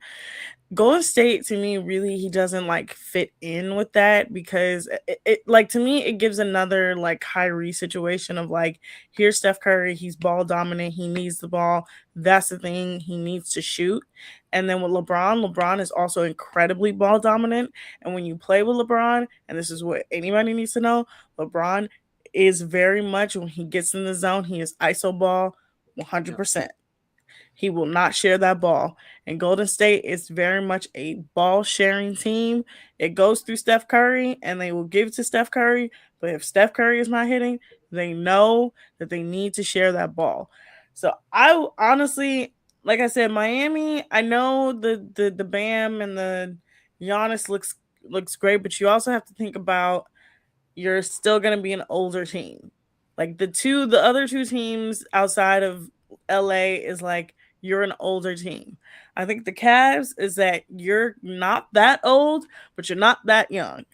You got enough players with some history. You got James Harden probably being the oldest player on that team. You got some young guys who got a little spark under them because they made the Eastern Conference Finals. I don't know. I think Austin Reeves is probably going to leave. I don't expect him to stay for real. I think the Lakers are just kind of like middling. I think they got Luka and they're just like, whatever, we got Luka. LeBron's going to stay. And they really don't care. I mean, they let Alex Caruso go and he was pretty essential to their team. Right. And look right. what he did. Yeah. No, 100%. So it is going to be interesting, but I guess the big thing with LeBron too is, does he view Cleveland besides the nice story that it would be him coming back home, finishing his career here? Is he seeing an opportunity with James Harden, with Donovan Mitchell, with two guys that are ball dominant as well? They never really worked too well off the ball. Both of those guys have needed the ball in their hands. That's why late in the playoff run, it was kind of like who's going to have the ball in their hands. And we saw a lot of James Harden at points. We saw Donovan Mitchell at points, but it never seemed to flow. You had LeBron in there. That's kind of the same discussion I guess we're having. I don't know if it matters to him in terms of longevity. I think truly he's just looking to play with guys that he enjoys playing basketball with. Is that going to be Donovan Mitchell? Is that James Harden? I think it's more likely that, like I said, he winds up in Golden State playing with those guys, or if he winds up in Miami just because of the mutual respect and him playing with Bam on Team USA. And Bam's not a ball-dominant guy. He can play pretty well off the ball, so that does give him a lot of opportunity there. So we'll see. I mean, it's just going to be interesting. I don't think he's the next domino to fall. I think Jaylen Brown gets moved before anything else really happens. Oh, yeah. But then I do think LeBron, Kawhi, you'll start seeing those types of moves as well. So, well, with the Kawhi situation, nobody's going to touch him with a 20-foot pole until that whole I forgot aspiration. Yeah, that whole aspiration story is really like cleared up because the whole mess around his uncle and his uncle wants a contract and that whole thing. I think Kawhi is going to be out there for a bit. I do think Jaylen Brown is going to be the next on the move. Them dangling him like a carrot in the middle of that trade probably was enough for him to say, I've just spent a whole year carrying this franchise after Jason Tatum busted his Achilles. The year before, I won the finals MVP, and now you want to trade me because you think Giannis is better than me. Even though Jaylen Brown was very much in the conversation for MVP this year. If I was him, I would be very insulted, and I would be willing to take my talents elsewhere. Yeah, I think Jaylen Brown's ready to become that leader, on a team. All no discussion, no debate. Like, I'm the guy in this city, this is my team. And I think that should be, in a way like hey, cool. If you feel like you can get Giannis, like I'm the guy to go get a guy in this caliber, then some teams view me as a star as well. So I'm with Jaylen Brown. It's going to be interesting. I do think he ends up in Minnesota. I truly do. I've continued to say that for the last day or so since Midnight Run. Yesterday, I think even on Primetime I mentioned it, but just all last night. Hey, like Jaylen Brown is going to end up in the same backcourt as Anthony Edwards. They just moved off Julius Randle, freed up a ton of space, so they can now carry a contract like that. Anthony Edwards has never had a backcourt mate like Jaylen Brown, who's in his prime. Now, Mike Conley's done good there on him, but this is really somebody that would amplify the offense and create something where maybe Minnesota is getting past the second round. Maybe they're getting back to the Western Conference Finals. They got to do something, though, because if they don't, Anthony Edwards is the next mid-market, mid-level team to move off of their stars. So, yeah, I think he probably does go to either. I think he goes to Minnesota. I think Golden State definitely probably will also make a run at him. I think the Lakers will probably also make a run at him. I think any team that thinks they're one piece away from a championship will make a run at him. I do think Minnesota is financially and with the team built the way that it's built is probably his best, because we know especially Dante DiVincenzo is going to be out for a year. No more Julius Randle. They have a really good defense, and if you put Jaylen Brown on that team, you have sort of a fail-safe for Anthony Edwards, because you know that Anthony Edwards has also been injury-prone over the last couple of years. So I do think that is true. I do think that Minnesota is probably where he's going to end up. Now, Eli. Yeah, what's up? When we come back, yes, we will talk about the second biggest story of sports, the one that I was completely right about, because I am always right. We will talk about one Mr. Brendan Sorsby and how the NFL literally said, yeah, this ain't happening. And then we're going to get to Love Island, of course. And then, of course, I'll give you my good spiral and bad spiral of the day. Of course, if you guys are watching this here on the Daily Spiral on InsideEdge Network, we'll be right back after these messages from our sponsors. Fanatics isn't just our name, it's who we are. Loyal, passionate fans dedicated to our favorite teams and to the sports we love. That's why we're honored to be able to offer fans the world's largest collection of official sports apparel and sports jerseys from all leagues, teams, and players you love.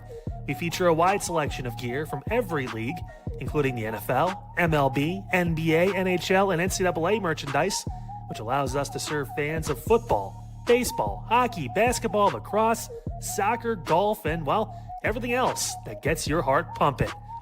Go to fanatics.com by using the QR code on your screen right now to celebrate your teams. That's fanatics.com, a proud sponsor of the Inside Edge Network, Cleveland's digital leader.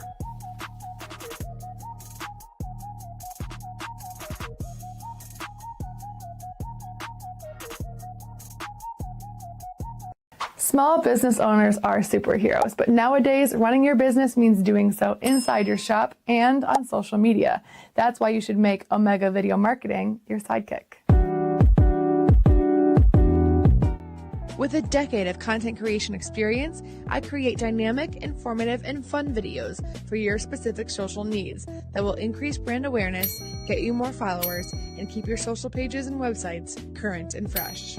I offer flexible pricing and turn times and will work with you to understand your brand and your story. All of that comes from the heart. My award-winning expertise is just the cherry on top. So let's get connected. After all, your brand is the alpha and my expertise is the omega.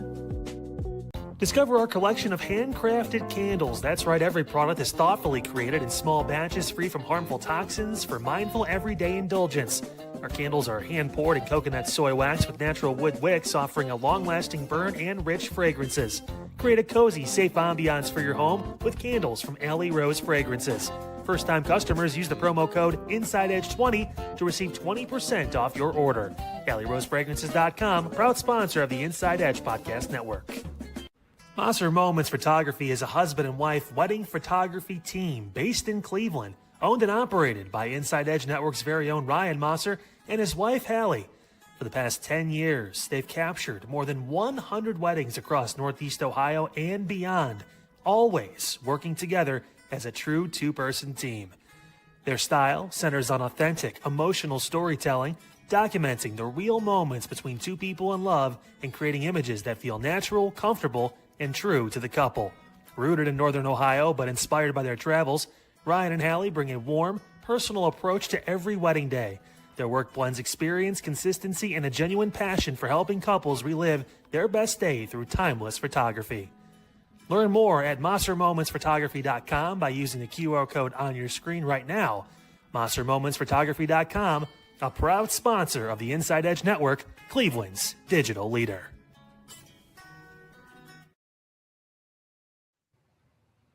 Welcome back to the Daily Spiral, everyone. Let's talk about the NFL's biggest story right now. No, it's not Myles Garrett. No, it's not anything other. Like, it's not a player, getting arrested, because every single week somebody gets arrested in this league. It's Brendan Sorsby once again. And if you don't know who Brendan Sorsby is, Brendan Sorsby was the quarterback for Cincinnati. He then goes into the transfer portal and transfers to Texas Tech. Before he can play a game at Texas Tech, he comes out and says, "Hey, I'm going to inpatient rehab. I have a gambling addiction." Comes out that he has spent $90,000 on gambling. He placed 90 bets for $1,000 and spent $90,000 on gambling. The NCAA finds this out and they're like, "Hey, this is our one big rule. Out of all the rules we have, this is our one big rule. You cannot gamble." So the NCAA is like, "Hey, you can't play. Well, you can't do that. We're suspending you for the year." Brendan Sorsby in Texas Tech is like, "Great, okay. We're just going to go to this judge in Lubbock who really likes Texas Tech, and he's going to give us an injunction, and I'm going to play." Yep. All the teams in the Big 12 and all the teams in college football come together, and they're like, we're not playing you. You're not playing with us. We're going to boycott you.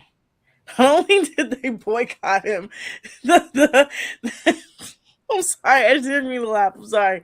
But the Big 12 themselves came together and said, "Okay, you want to boycott us? We're going to sue you because you're in violation of our Big 12 rules." So then Brendan Sorsby and Texas Tech came together and was like, "You know what? It's not worth it. We can't go through litigation for a year." So he decided to declare for the NFL's supplemental draft. Supplemental draft is not the regular draft. It's a special draft that the NFL holds when certain players go through situations in the off seasons, and teams have the chance to pick up players that, maybe have had some off the field issues, maybe are like just not all the way there. Josh Gordon was one of those supplemental players, you guys, and you see how that worked out for Cleveland. I'm not even joking. Yeah. I mean, the Browns have quite a few. Bernie Kosar, Josh Gordon, Terrell Pryor, just some of these guys that, you think of the Browns and their failure to be able to land a lot of talent in the actual NFL draft. The fact that they've been so successful in the supplemental draft is crazy. And Josh Gordon's a sad case. I mean, that makes me sad even when you bring it up, because he would be so elite right now. He would not be in trouble. There'd be nothing going on. All the man wanted to do was smoke some weed and drink some liquor, but y'all didn't want that. So now Brendan Sorsby has finally heard back from the NFL, and the NFL essentially said, "Hey, we will not be holding a supplemental draft." Yeah. Not only because we just are not holding one because they probably don't have enough players that entered. You're in violation of rules. And so I saw Double A's comments on his rundown, and I want to talk about this. This is not about the NFL looking at Brendan Sorsby and being like, "Ooh, we value gambling versus like assault more." This is a PR thing. The NFL decided not to hold this supplemental draft for PR purposes. Yeah, 100%. I mean, that and the fact that these teams really didn't get enough time to vet the situation, look at Sorsby, see what exactly the risk is. I mean, the risk is pretty clear. In any team, any team that is a bad football team should not be taking a chance on this guy, because of the noise it would bring to their locker room, the trust factor, and the pressure. If Sorsby can really handle the pressure of being a starting NFL quarterback, the fact that this was going to be a draft that happened on or before July 16th, you're going to get it roughly about a week, before training camp. You get training camp, a few preseason games, and then you're out on the field more than likely. It just never seemed like it was going to make a ton of sense. So, I've been seeing it all over Twitter, in discussion over social media about, hey, this is, good for the Browns, good for other bad teams that the NFL kind of saved them from themselves because somebody was going to take a chance on Brendan Sorsby. We started getting worried, obviously, as far as even last night, just discussing it on Midnight Run about Brendan Sorsby being the reason that maybe Shedeur Sanders wouldn't be in town if the Browns went that route. But yeah, now we're at a point where Brendan Sorsby is going to have to try to enter the 27 draft class, go up against guys like Dante Moore, Arch Manning, and go from there. But yeah, it was a little worrisome there for a moment. Yeah, so now the NFL essentially made it very clear to him that there will be no supplemental draft. He will now have to submit himself for the 2027 draft, which means he will not play football for an entire year. He will not play football for an entire year. He will not be seen for an entire year. He will not have a pro day. He will not have a whole season to really show his stock as a quarterback. Now, again, like I said, this is not about the NFL cowering sort of to the rules of college football. The NFL is not college football. I want to say that. The NFL has made it very clear they are not college football. College football takes things so seriously that you're taking it a little too seriously. The NFL is kind of in a different way of things that they should take seriously, they definitely don't, and things that are not that serious, they take way too serious. But in this case, this is the NFL being like, hey, we see all the noise around him. We cannot have another PR nightmare because they have been having a PR nightmare of a summer so far. It has been one of the worst PR summers for the NFL. The amount of players a week I see that get arrested for domestic violence and assault is crazy. Yeah. I mean, it makes you wonder, where is the punishment for some of these other guys for some of the things they're dealing with, like you mentioned. But with Sorsby, it is a PR disaster. The integrity of the game being questioned. What if this happens again at the NFL level? Now we're having a discussion like the NBA is having right now with Damon Jones, Terry Rozier, and Chauncey Billups, having those types of discussions. So you just can't have it happen. You give him a full year, you kind of let the stench wear off a little bit, and he gets chosen among the other guys that I mentioned earlier, and we go from there. But yeah, as far as Brendan Sorsby, he unfortunately did this to himself. You can kind of keep running around and trying as many loopholes as you want, but eventually people are going to say, hey, this is questioning the integrity of the game, and if we go and play you or whatever, how does that look on us? And I feel bad for Texas Tech a little bit too, because I don't think they expected all of this. I mean, he had been brought in, and then it was a few months after, a month or two after all this stuff broke. So, but them leaning into it and being like, well, he didn't do anything necessarily bad. He just did, the gambling. It kind of makes them look like the bad guys in all this as well. Yeah, I think that Texas Tech really definitely didn't know how bad it was. They probably knew something because every team knows something about a player, but I definitely don't think they knew it was as bad as betting on your own team, because he definitely did that. He admitted while he was at Indiana that he placed bets on Indiana. Right. We know that he definitely also did it in Cincinnati. So you have a guy who's not really being forthcoming. He was the number one transfer portal quarterback. He gets to your team, and now you have to do with the shitstorm because he just doesn't want to be honest. And I feel bad for them just a slight bit, but Texas Tech is also in a very interesting situation because they have a ton of NIL money. Literally, they spent $1 million on their softball program and completely transformed that into a powerhouse. So they have the ability, if they want to bring in another quarterback from somewhere at this point in the season and say, here's this amount of money, go out there and play. Yeah. Because that's really what the problem was last year with them, is they were quarterback away. Yeah. No, exactly. And you wonder, like a guy like Dylan Raiola, who's now in Oregon, going behind Dante Moore, where he would have looked at. Maybe he looks at Texas Tech, if not Sorsby. So a lot of just weird situations with college football right now, what this looks like for the Red Raiders there, what it looks like for the Big 12, for college football as a whole. If this happens again, what exactly are they supposed to do? Brendan Sorsby was the example, but you worry about the integrity of the game now at this point, because once it starts kind of happening once or twice, then it can become a regular thing. That's why Major League Baseball is cracking down so hard right now on the Emmanuel Clase situation, because you can't allow that into the sport. So he made his own bet, unfortunately, but he'll get a chance. He will get an opportunity to be in the 27 draft class. He'll get drafted by somebody. He's talented enough. Somebody will take a chance on him. Hopefully by then the Browns have it figured out, though, whether it is Shedeur Sanders or they have their eyes set on somebody that they really like in the draft class. Just hopefully it's not Brendan Sorsby. Hopefully not. No, Brendan Sorsby will be fine. He'll end up somewhere. He's a mediocre white quarterback. He'll end up somewhere. I mean, if literally JJ McCarthy can get a job, he can get a job. Okay, like it's not that hard in the NFL. If you're super mediocre, like you can get there. Yeah. I mean, it's going to be interesting. I think him having a year off, what does he do? Does he go play somewhere else? Because technically he can go play in a different league. If I'm not mistaken, he can go play in the UFL or something like that.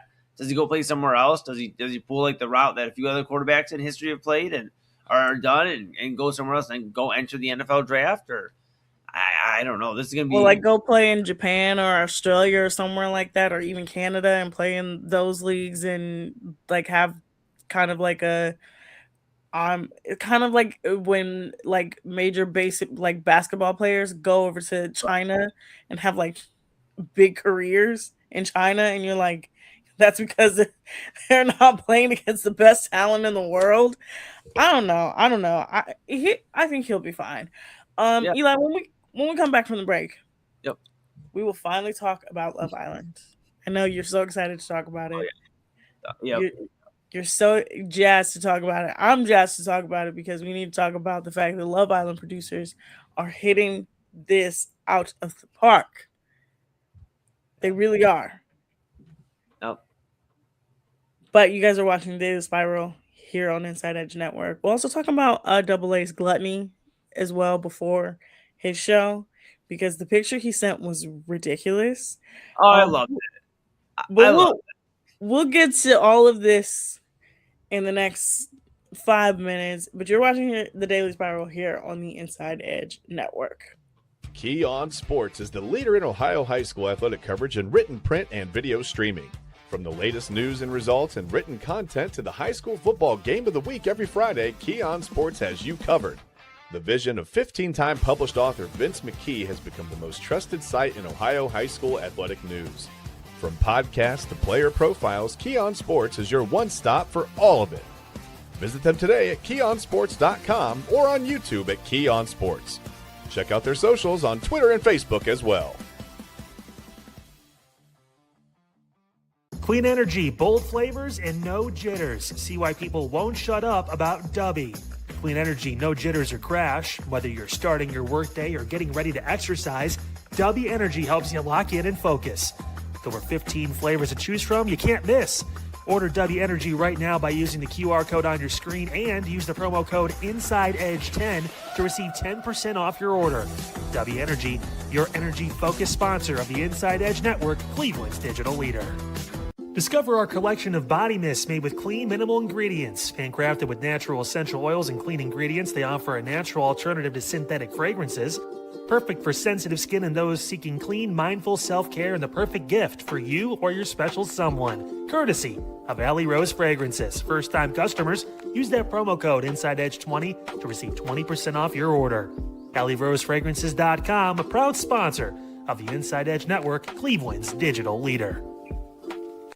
Whether searching for a baseball autographed by your favorite World Series slugger, a signed football by an iconic Hall of Famer, or the jersey of a world-famous soccer star, you've come to the right place. Here at SportsMemorabilia.com, the web's leading source of authentic sports memorabilia, you'll find more than 500,000 authentic products from nearly every professional sports league, team, and players.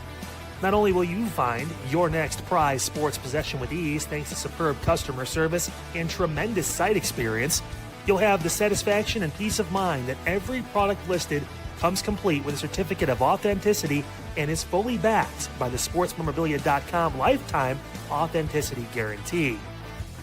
Go to SportsMemorabilia.com by using the QR code on your screen right now.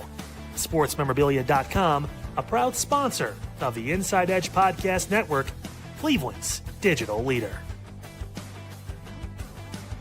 Find us on InsideEdgeNetwork.com for the latest information on your favorite shows, personalities, and network partners. Plus, guess what? We have a merch shop. That's right, we have network polos, t-shirts, champion jackets, hats, and bottles. Rep the network. Every purchase supports independent sports and entertainment media. Use the QR code on your screen right now to check out InsideEdgeNetwork.com. That's InsideEdgeNetwork.com.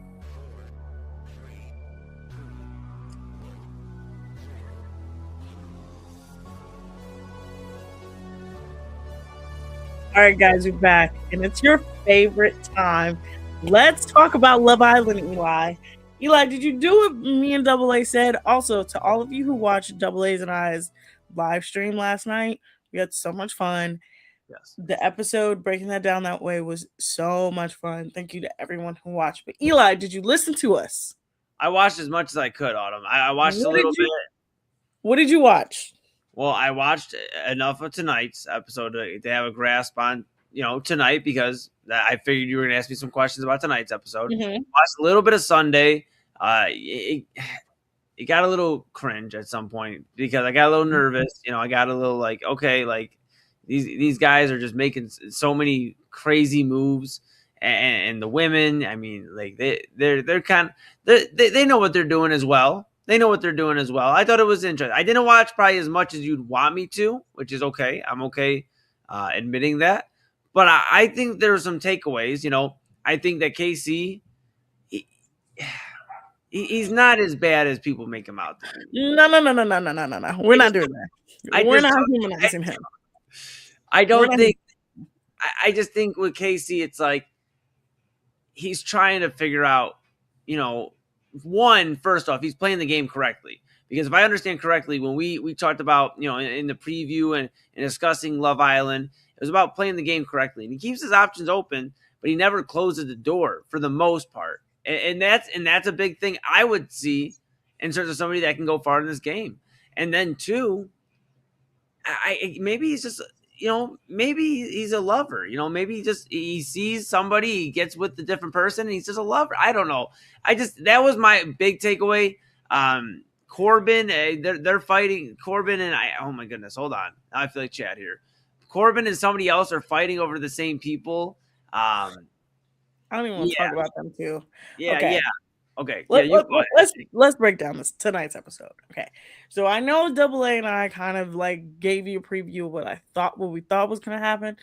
I actually thought they were gonna do this. So they do this Casa versus Villa challenge every year. This is something that happens every single year. They do this. I don't know why people are so surprised. They literally do it all the time. I thought they were actually going to do it Thursday because the way that it would leave off on a cliffhanger of them, the girls would win. Like, it's always designed for the girls to win. And then they send a video after the girls win to them to see what the boys are doing. Now, tonight's episode, we kind of get the girls talking to the Casa boys a little bit more. Kenzie and Corbin, 100% done. They're both bringing people back. She's gonna bring back, I think his name is Dylan, and he's gonna bring back Pramita, who they messaged each other on Instagram.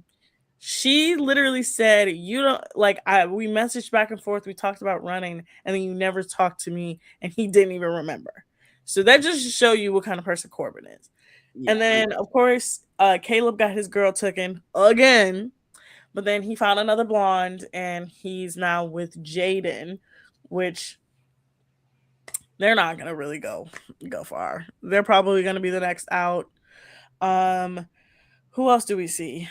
We saw Trinity and Bryce just very much simping over each other. The fact that both of them are Casa victims is really hilarious. They're gonna go down in history as two people that you definitely didn't expect to be here. I'm trying to think of who else. I can't believe I have to talk about this man. Well, we have to talk about Zach and Kata. So Zach, if you guys notice, he didn't get that much screen time, and the girl who he's with also didn't get that much screen time. Eli, do you know why? I thought it was maybe because they're safe, maybe because they're because if I understood correctly, when you're like featured a lot, it probably means you're going home or you're on the hot seat for some, and they didn't get a lot of screen time. No, they didn't get a lot of screen time because she's racist. That's okay. See, you guys were saying a lot of names yesterday, and Yeah. I'm a very new Love Island watcher, so now it makes sense. Yeah, you definitely don't want to feature a racist on your television program. Yes. So what happened is she got introduced on Sunday. There were racist messages that me and Double A put up. I really don't want to put them up again because I don't want to give that girl any attention. But she got caught saying racist things on video.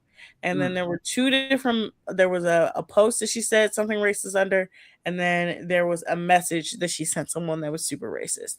And then of course her actions were incredibly racist in the challenge.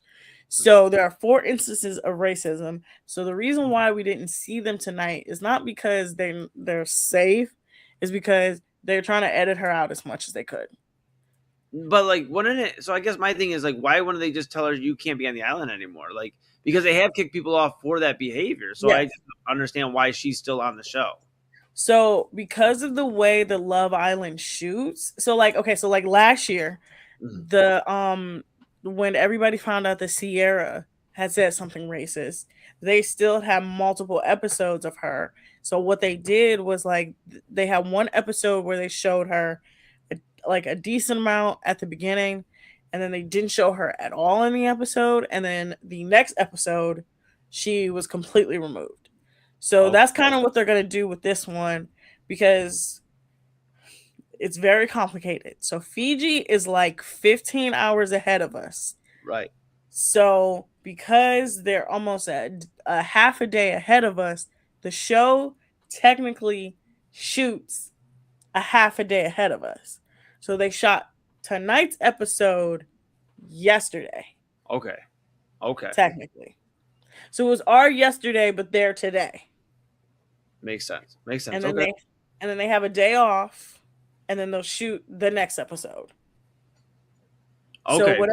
So whatever happened after today's episode, they'll shoot it today, and then whatever happens after Thursday's episode, they'll shoot it the next day after that, and then they don't shoot anything on Friday, and then they'll shoot Saturday is what was going to happen on Sunday, Saturday. It's very complicated. Yeah, it was a lot to follow, but I'm picking it up here. Just know Love Island is at least a day ahead. Their shooting is at least a day ahead of us. Okay, so they're just basically trying to phase her out, essentially. Like, hey, like we're not going to give her any screen time. She'll be phased out. Okay, that makes sense. So what's that mean for Zach then too? He's probably gone. They leave at the same time. Then they're both going to be off the show. So with Zach, he's probably going to. So honestly, I thought he was going to bring somebody back, but the way he acted in tonight's episode, he's still that English demon. I still don't like him, but him and Kato will probably recouple. Okay. Him and Kato will probably recouple, and then come movie night. So movie night is probably going to be next week. It's probably going to be this time next week. Okay. Literally. Okay. So movie night, they'll probably show all the stuff that Zach did in Casa. They'll probably show all the comments that he said behind the girls' backs. They'll probably show all the conversations that he had with the boys. And I think that will be the thing that breaks them up. For sure. Okay. 100%. I mean, it's starting to get like real grimy, I feel like, in the show now. Like, off, everybody's all like happy and exploring, and now you got like a lot of griminess going on, and it's a long time like couples, for the most part of the show, like being split up. It's kind of crazy. That's the part that like it's kind of sad to see. You know what? The empath in me, it's sad to see that these couples that have been together for 13 episodes, 3 weeks. I mean, like, and now they're just gone. Like, and I thought I'd have some good reason for Sincere. I tried watching. I watched tonight. I thought I'd have some good reasons. No, there's just not many. Best Wishes needs to get out. Best Wishes is number 4 on my list. Okay, number 1 is KC. Number 2 is Corbin. Number 3 is Zach. Best Wishes is number 4. Okay, he is a liar. He opens his mouth and he just lies. He is a liar. Yeah. The way him and that girl tonight. Oh my God. The girl seeing a butterfly and saying, I knew a butterfly was going to come and this was going to be a sign from God. I'm like, girl, what are you talking about? Like, sincere is not your man. Sincere is no one's man. Sincere is for sincere. Right. And my thing is too, Autumn, it's like the only thing I could think of to defend this guy is maybe he was like really hurt in the past, maybe before the show. Like maybe somebody hurt him like really bad. And he came in onto the show with the intention that, you know what? I'm going to hurt somebody. Actually, I'm going to hurt multiple people on this show. Like maybe that was what it was too. Like that's the only thing I could think of. Because how could you be this wishy-washy on so many different women in 3 weeks of television? It's not even just wishy-washy. He's openly, literally just like so Melanie's back in the villa. He's telling the boys, I miss her. I miss her so much. I'm so confused on how I feel. And then he's over here dry humping another girl. And it's like, you don't miss her that much if you're dry humping another girl. And she's over here crying, talking about, I miss you. You my man, my man. Like, huh? And then Corey, poor Corey, he really tried to help Melanie tonight. He really tried to tell her, hey, because again, the Casa boys and the Casa girls have seen everything that we've seen. Yeah. So they know everything that's happened in the villa. Like so the contestants don't know everything that happens. So like they don't know when people pull each other for chats or anything like that. They don't know anything like that. They just know what their experience is. But the Casa people know what's going on, which is why all the Casa boys tonight were like, the Casa boys won me over tonight. Okay. They really did, because I was like, you could tell they genuinely have been watching and they have noticed that these boys do not like them at all. Like for real. Like they went in and they were like, these boys do not like these girls. These girls are awesome.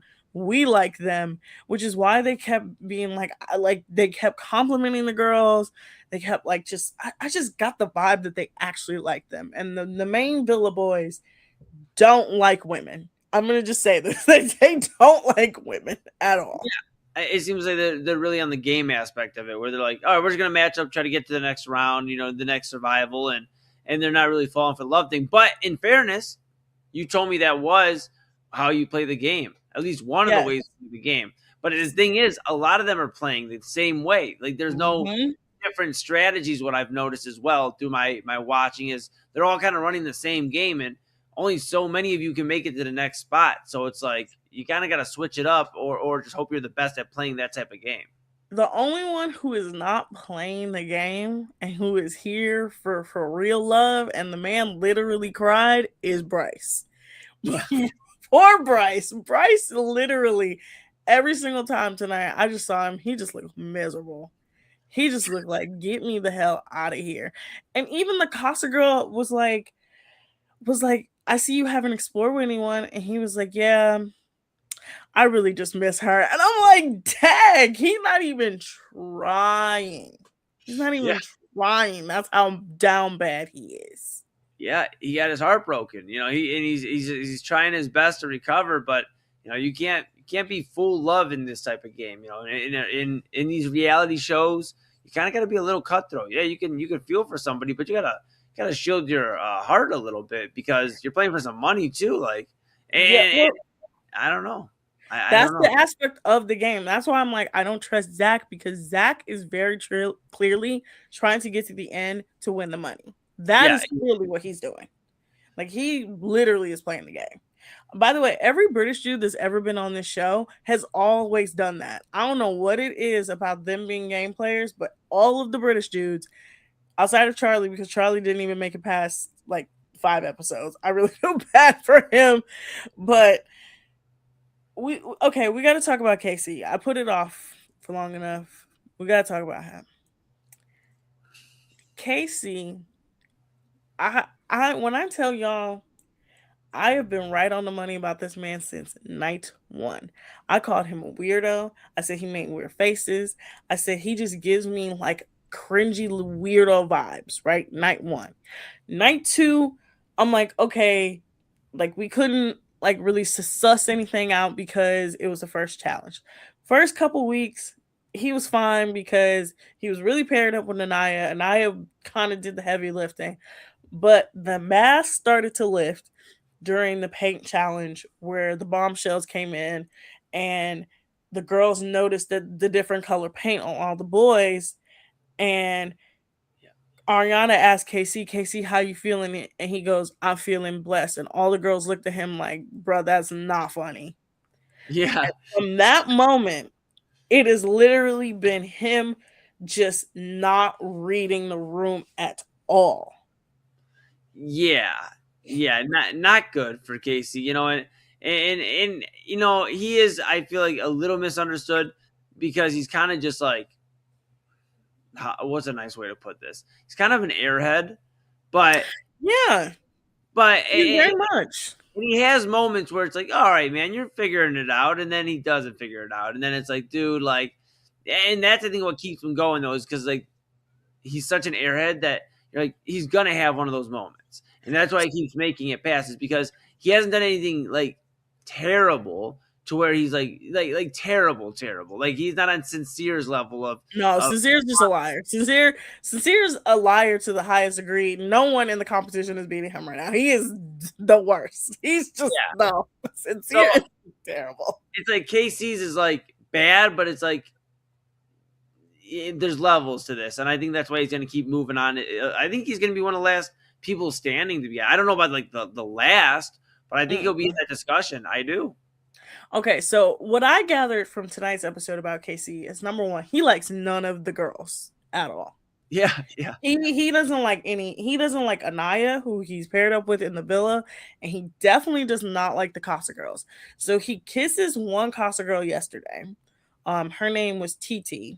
Mm-hmm. Then he kisses another girl, another Casa girl. Her name was Sydney. He tells TT tonight, "Hey, I'm gonna like sleep with Sydney."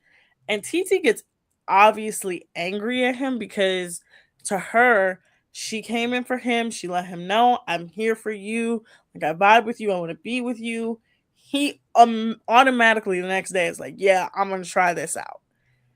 I'm like, what are you doing? And then his conversation with Corbin made me say to myself, yo, you are insane. So number one, he tells all the boys he has nothing in common with Anaya, something that we all knew as an audience. I knew they didn't have anything in common, but I thought she was at least trying with him.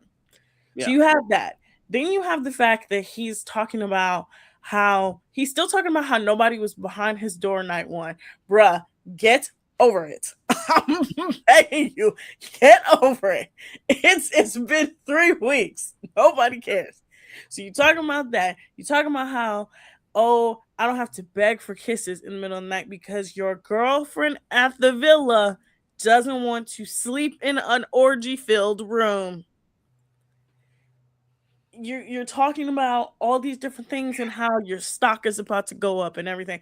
And I'm just like listening to him being like, oh my God, he is literally an egomaniac right now. He is. Yeah, he's a little out of his mind. But I mean, until he gets into a way where he's like trapped pretty much any direction he goes and then he's in trouble, he's going to continue to make it along on this show because he knows how to weasel his way out into the next situation, and he hasn't burned every bridge. There's enough bridges still to burn. So I'm going to make the last point of the night. I'm going to get into my good spiral, bad spiral. We're going to talk a little bit. I'm going to ask Double A if he wants to talk about this a little bit too, because Double A is a KC defender, and I need him to not be a KC defender anymore. I need him to not be this way. Okay? It's so disappointing when he is. But the end of tonight's episode, we got no preview for next episode. Usually we'll get a preview, but we got no preview. Now, I think the reason why we got no preview is because the girls are finally going to get that video in the next episode. So in Casa More, they didn't do it last year because nobody really did anything last year. Like it really just wasn't like Casa wasn't like how it usually was. It was mainly just the girls being like whatever. But every single year while the girls are in Casa, they get a special video. And for certain girls, it really just will expose the boys that they're with. So I think it'll be Anaya getting a video, Melanie getting a video, and maybe Kata getting a video. But for sure, Anaya's going to get a video. And I think her getting that video, it was going to make her say, you know what? I'm done with KC. I'm going to move on with Carl. I hope, because he's not going to come back without one of those Villa girls. He's without one of those Casa girls. He does not like them. He does not like them girls. And in his mind right now, he's like, I'm just doing what I'm doing. But I know Anaya's back there, and I know Anaya's probably thinking of me. And if Anaya gets that video before Sunday, which I think she will, I think she'll either get a next episode or the episode right before. And once she gets that video, it's dust for Casey. I just think he's one of the last 2 or 3 guys remaining. I really do. I think he's going to be one of the. I think you're not going to be happy, Autumn. I'm going to be honest. And I would have said that before Casa more. I would have 100% said he would have been one of the last ones standing. But I think his behavior in Casa more has just shown everybody in the audience, because, okay, I will say this. The audience does get to control who goes to the finals. Right. Okay. And with his behavior, Zach and Corbin's behavior in Casa, none of those 3 are making the finals at all. So then, Sincere. Sincere might sneak in there. Sincere might sneak in there because there is a certain portion of the fan base that likes toxic love, but I think if KC continues to do what he's doing and playing with all these girls' emotions and playing with all these girls' feelings, and then trying to come back to Anaya and be like, well, I tested, I explored, and I'm back, I think it's going to go really, really bad for him. Yeah. No, I definitely agree. Bring Double A up. We need to talk to you. I will. Number one, that picture was gluttonous as hell. I want y'all to understand what Double A sent a picture of. He sent a picture of those, not even real honey buns. Oh, you can't say that, Autumn. That is a real honey bun. Hey, this is according to the gas station down the street, the jumbo honey bun. It's not the honey bun, but it is a honey bun. So he has gas station honey buns with off-brand peanut butter, and I saw bacon in the picture because he was also gonna make bacon wrapped. What were you gonna make? Bacon wrapped honey bun. That when I tell you, I'm gonna say this is gonna be a 2-day project. I'm not doing it all in one night. We're doing this tonight. You hear my coffee? We're doing this tonight. I do. And then tomorrow night, as part of our midnight conversation segment, I'm doing the bacon wrapped honey bun. Y'all, this is the gluttony that they talk about in the Bible right here. This is really what they talk about. When they talk about the gluttony in the Bible, this is what it is. Hey, I have water. A peanut butter honey bun sandwich. It sounds good.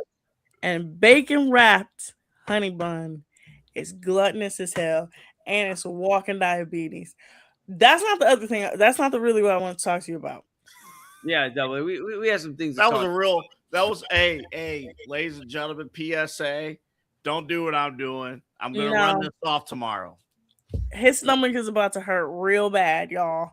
I'm gonna just let you know it's about to hurt real bad. But I need you to not defend Casey. All right, what did he do tonight? Because do you want to be spoiled? I typically don't watch the Tuesday episode until Wednesday. Do you want to be spoiled? Sure. The internet spoiled 90% of the episode. Sure. Okay. What did he do tonight? So, number one, he kisses the one Casa girl, Sydney, sleeps with her. He goes to the Casa girl that he kissed the day before, tells her, and she gets pissed. Rightfully so, because she's like, I came here for you. And then he's like, whatever. So then he tells the boys the next morning that the Casa girl he slept with the night before, Sydney, he was like, yeah, it was more of a friendship cuddle, nothing more. And he essentially thinks he's the player of Casa More right now. That's what he thinks he is, right? So then the boys ask him, they were like, well, are you thinking of Anaya? Do you have like any sort of like anything in common? He's like, no, I'm not really thinking about her. We don't have anything in common. I'm like, okay, that's even worse. Then he talks to the AI robot himself, Corbin, and they talk about how nobody was behind his door. They talk about how, what else? Oh yeah, talk about That's part I of the have to story. beg for kisses with these girls. I have to beg for kisses. What? And then he goes, yeah, I'm the hot commodity. My stock is up. Oh no. Like I you, was you can't defend him, Double A. Come on, Double A. Come on. okay. Here's the deal. Here's the thing. You can't defend a man saying his stock is up. This is another night. This is another night where KC put up 40, but he could have had 50. No, the last line again. He did this before. You just talk about he was blessed. You know what this is? He's exploring. He did everything right except the very last thing you said was you cannot publicly say your stock is high. Once he you said that, he said my stock is up. Yeah, you just gave. Yeah, you're giving away the game. What are you doing? And King then Costa, what are you doing? Chill. And then Corbin GPT goes, yeah, I haven't thought about Kenzie since I've been in here. We know you literally said in the challenge you was bringing somebody back day one. So we know you ain't been thinking about her. Oh, that's tough. When I tell you, Double A, when you watch this episode, I swear to God, if you defend Casey after this episode, I'm gonna look at you crazy. I'm gonna look at you real crazy. I'll let you know Thursday. I'll let you know tomorrow. I will let you know. Everything you said about KC until the end, I have no problem. I mean, the man's exploring. I mean, Anaya. Again, I hope everything works out with her and Carl. Yeah, him. I had to take notes. Oh yeah, I saw you doing your notes yesterday, and you're check boxes, and oh yeah, I had to take notes. But I hope because it's Love Island. You're supposed to explore. You're supposed to talk with other people. You're not supposed to be all booed. Are we ready to just give Trinity and Bryce the $10,000 right now? Yes, honestly, they're the only couple that for real that both explored in Casa More, and they're both miserable. She literally cried because of how much she missed him. Yeah, I'm they're just not both miserable. I'm not a fan of all the tears too. Like everybody just needs to chill out. Like, stop crying so much. Eli, they don't know what day it is. They don't know what time it is. All they've had to eat is avocado toast, eggs, and turkey bacon. Not even turkey bacon. They would love this. They would love this. They have to have orgies every night for challenges. That is a lot. I understand. I mean, that's a lot. They can't text each other. The girls have to get dressed twice a day, do their hair and makeup twice a day, and wear bikinis all day. And they get ready to go out to the table outside. Yes. I mean, there's a lot going on there. There's a lot going on there, but you just gotta regulate your emotions and understand that you're in it for the money.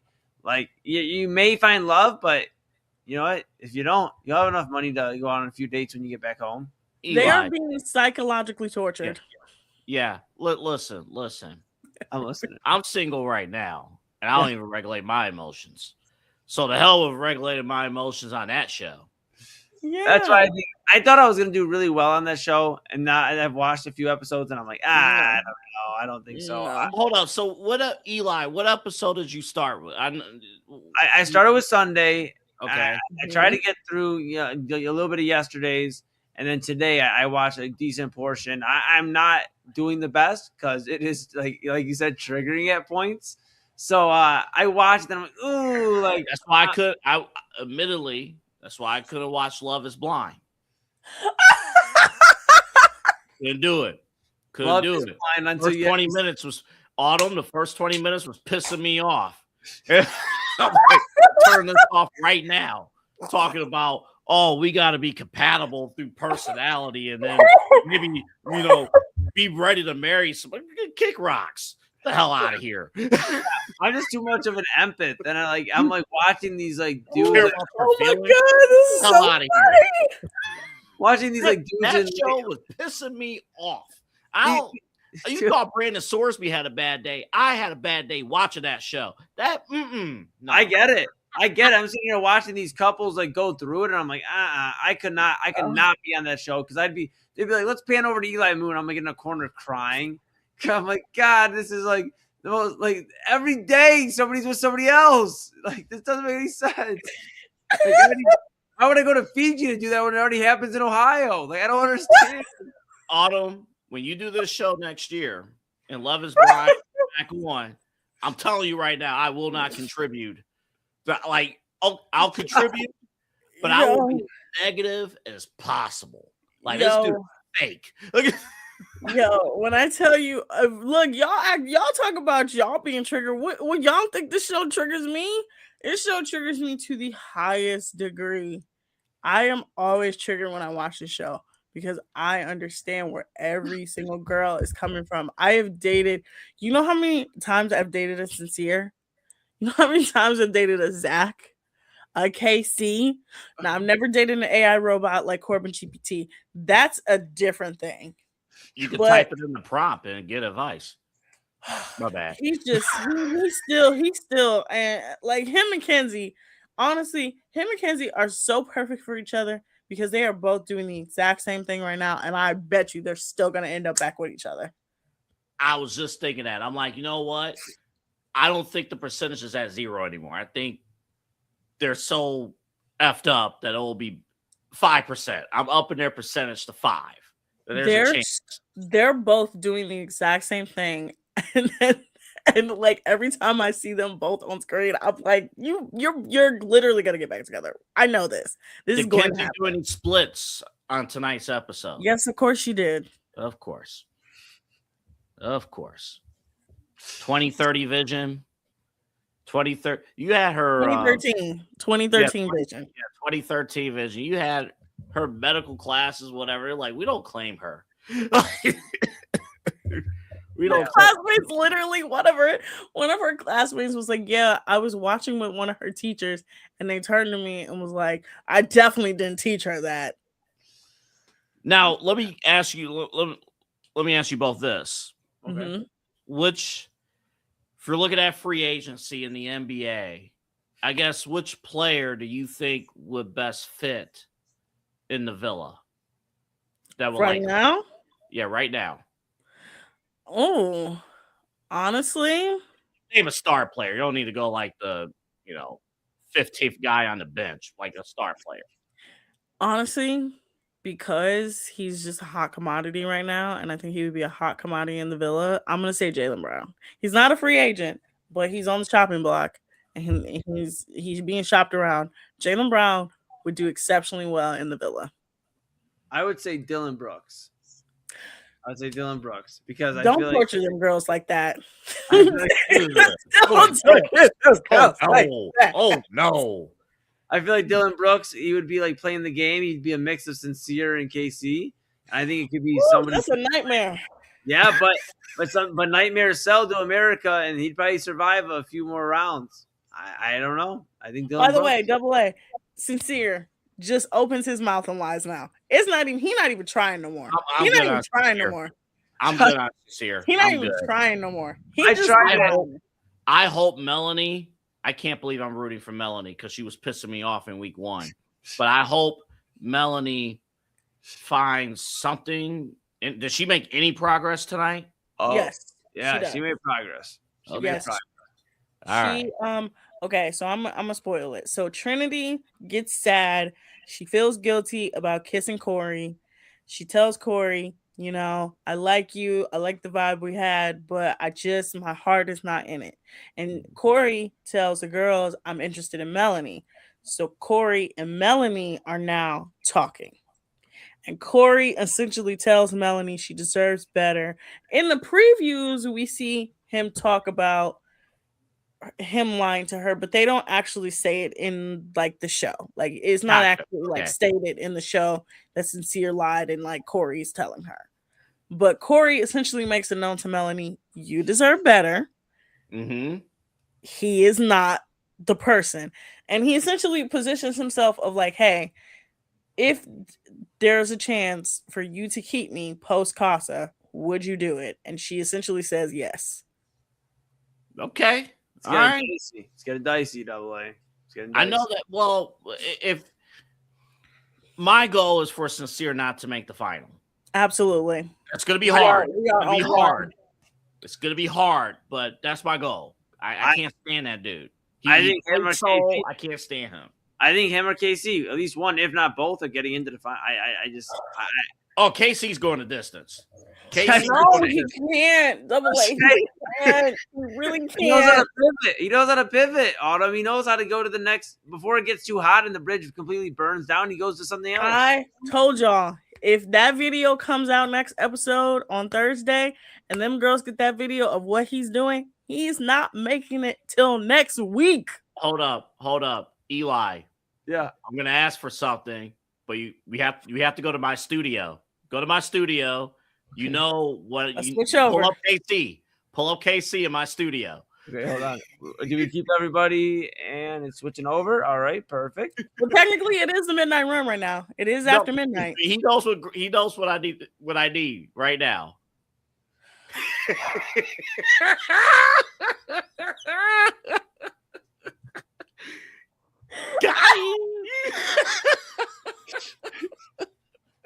Why did you look around like that?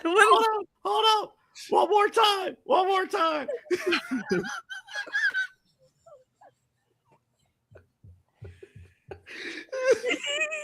He's just a little misunderstood, Autumn. It's all in good fun. It made it no better that Zach is trying to look away to not laugh.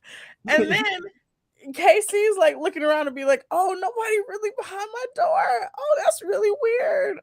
All the times we played that, I've never actually played. Roll that thing one more time. You're like Jey Uso. Look at Zach. Look at Zach's face as it's happening. He opens his door. Zach. Look at the way Zach looks like. Look at Tanner. Oh. Everybody try not to lose it.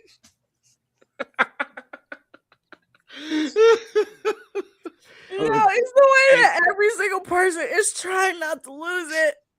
Hey, listen, when he actually does get eliminated, his highlight package is going to be legendary. Yo. Oh my god.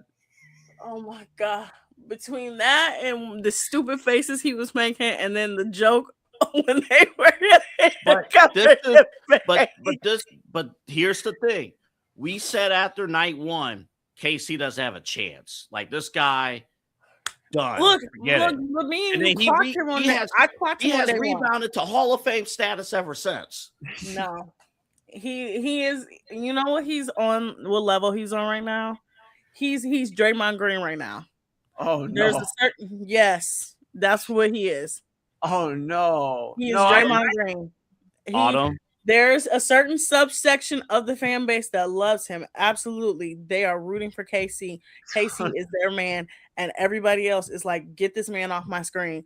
You are taking up space. You're bricking shots right now. Again, the man said, my stock is up. And I'm getting kisses left and right. Hey, he's Jordan out there. No, he's Draymond Green right now. He's Draymond Green. He might have a good game 7. He might show up once in the playoffs. But right now, he you know what he is? He's 2015 Draymond Green. Remember, Draymond was kind of showing up in 2015 playoffs, but he really wasn't doing up. Better than that.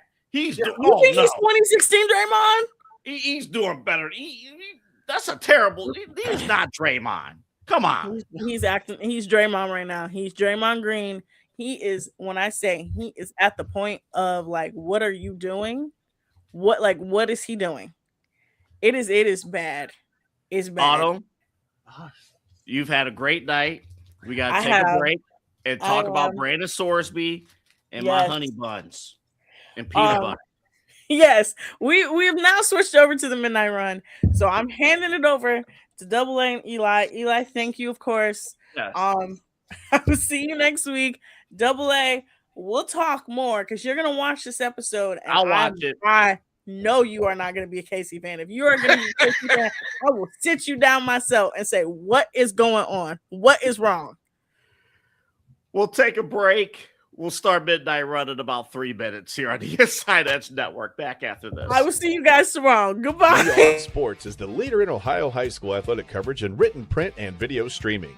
From the latest news and results and written content to the high school football game of the week every Friday, Key On Sports has you covered. The vision of 15-time published author Vince McKee has become the most trusted site in Ohio high school athletic news. From podcasts to player profiles, Key On Sports is your one stop for all of it.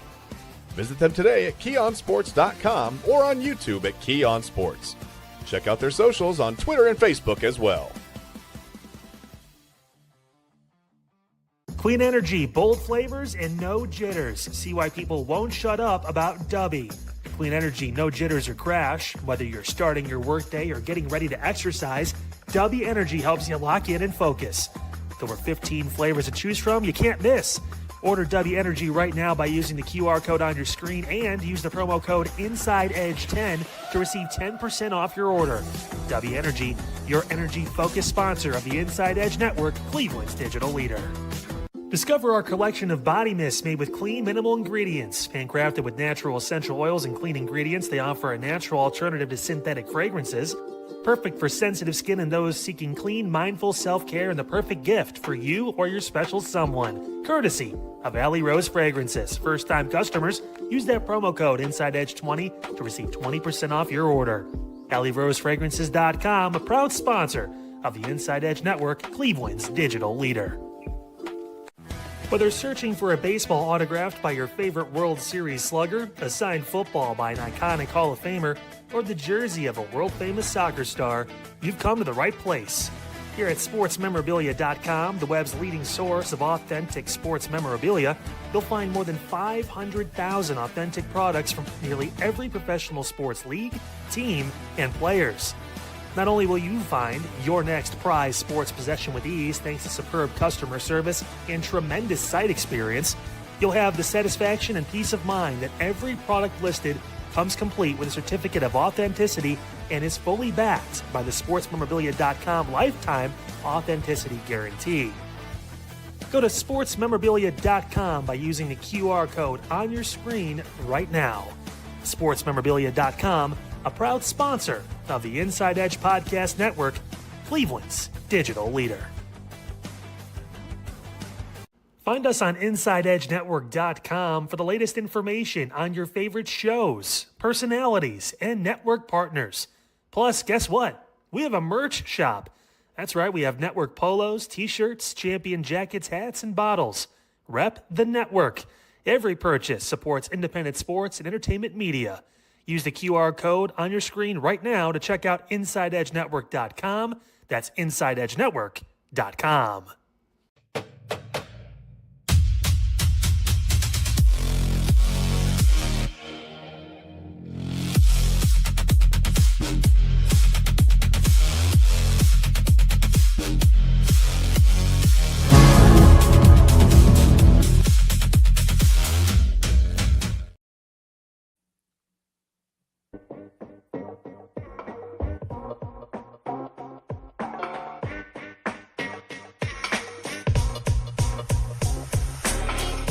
This is Midnight Run on the Inside Edge Network.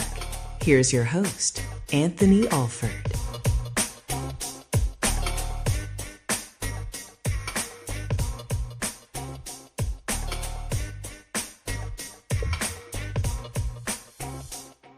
And hello, everybody. Welcome back to Midnight Run here on the Inside Edge Network. It is 12:20 here on this June 24th, 2026. Glad to have you with us right here on the Inside Edge Network. Remember to like and subscribe at Inside Edge Net. We welcome all of our new followers across our social media platforms. We appreciate having you aboard. Remember, again, like and subscribe. As you know, Omar says it very well in the mornings. It's like, you like our stuff, that's great, and we appreciate it. But if you subscribe and really get locked in, that's very appreciative, obviously, on our end. And for you guys, because it's a whole community. Everything about what we do is community, and that's what we try to feature in front of the camera and behind the camera. Also, we are on Roku, Inside Edge Network. That's all you got to type, Inside Edge Network on Roku. You could take us wherever you need to be. We are there for you. So anytime we're on live, just flip on your TV, flip on your Roku. We are right there. And then we have a website as well, InsideEdgeNetwork.com, where you can see all of our programming, personality profiles, and we have a merch store as well. Eli and I, we've been actually our entire team. We've been talking throughout the day. Who knew on June 23rd, now June 24th, this would be a crazy, crazy, crazy busy day in the world of sports, in the world of entertainment. We was just talking about Love Island. In the world of news, Kyle had a big local story that, go back and watch Unfiltered, 5 o'clock. A lot of heavy hitting stuff going on there, but this is late night. We focus it on sports and entertainment, and if for you foodies out there, we got you covered, because later in the show, we got a brand new installment of Smash or Pass, and it's going to be me trying something out. So we'll talk about that in a little bit. But our top story, and the top story in sports, the NFL came down and basically said there will be no supplemental draft, no NFL supplemental draft. So Brandon Sorsby, all this talk about what he can do, well, what he can't do is play NFL football in 2026. He will be eligible to play and enter the draft in 2027. Here's my fear in all of this. First off, here's what happened and here's what accomplished. The NFL, if you didn't realize already, when they say they have a zero tolerance on gambling, they mean zero tolerance. They mean zero to the highest T. No tolerance for gambling at all. Also, I want to make note, too, you can watch us on simulcast on Keon Sports on YouTube and Facebook and KeonSports.com. Ohio State news, high school sports, as that ramps up. And they got a write-up about this Guardians offense. Drop the first 2 to the Chicago White Sox. Okay, back to Sorsby. His NFL career is over before it even started. It's it. This was the worst case scenario for him. I thought the worst that could have happened. I thought the supplemental draft was going to happen. And I've always assumed in the back of my head the NFL was going to lay some kind of suspension towards him. He was going to be suspended in some way. But it would have been better if he was drafted by someone, and then at worst, if he's suspended for a year, that sucks, but at least he's on a team. Now I fear that he won't be on a team. And it's one of those things, it's tough, but I don't see it. And here's why. The NFL, you could be quickly forgotten about. Quickly. 2026 was the year he needed to play. A lighter quarterback draft class, less quarterbacks in the market. Like, sometimes your value is dictated by your market. It's dictated by the availability of the market. In 2026, Sorsby, whether you think he's the next Tom Brady or the next Kenny Pickett, he's a hot commodity in 2026. Not in 2027. Not in a draft that's going to include Dante Moore and Arch Manning and countless other names. Not the case.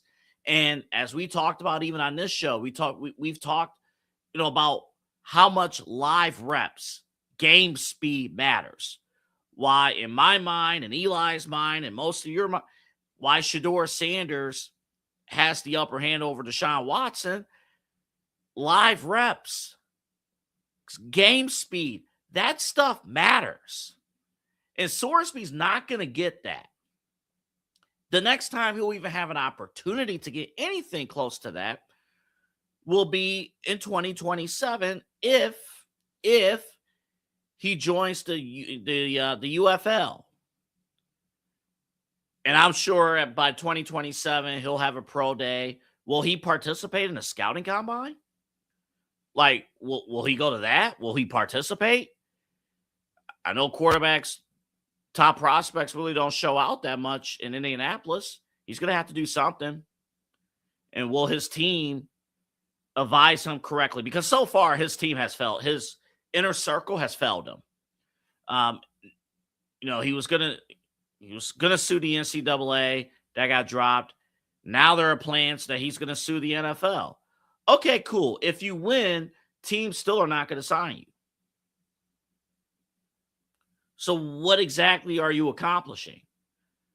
Legally, respectfully, what the hell are you doing?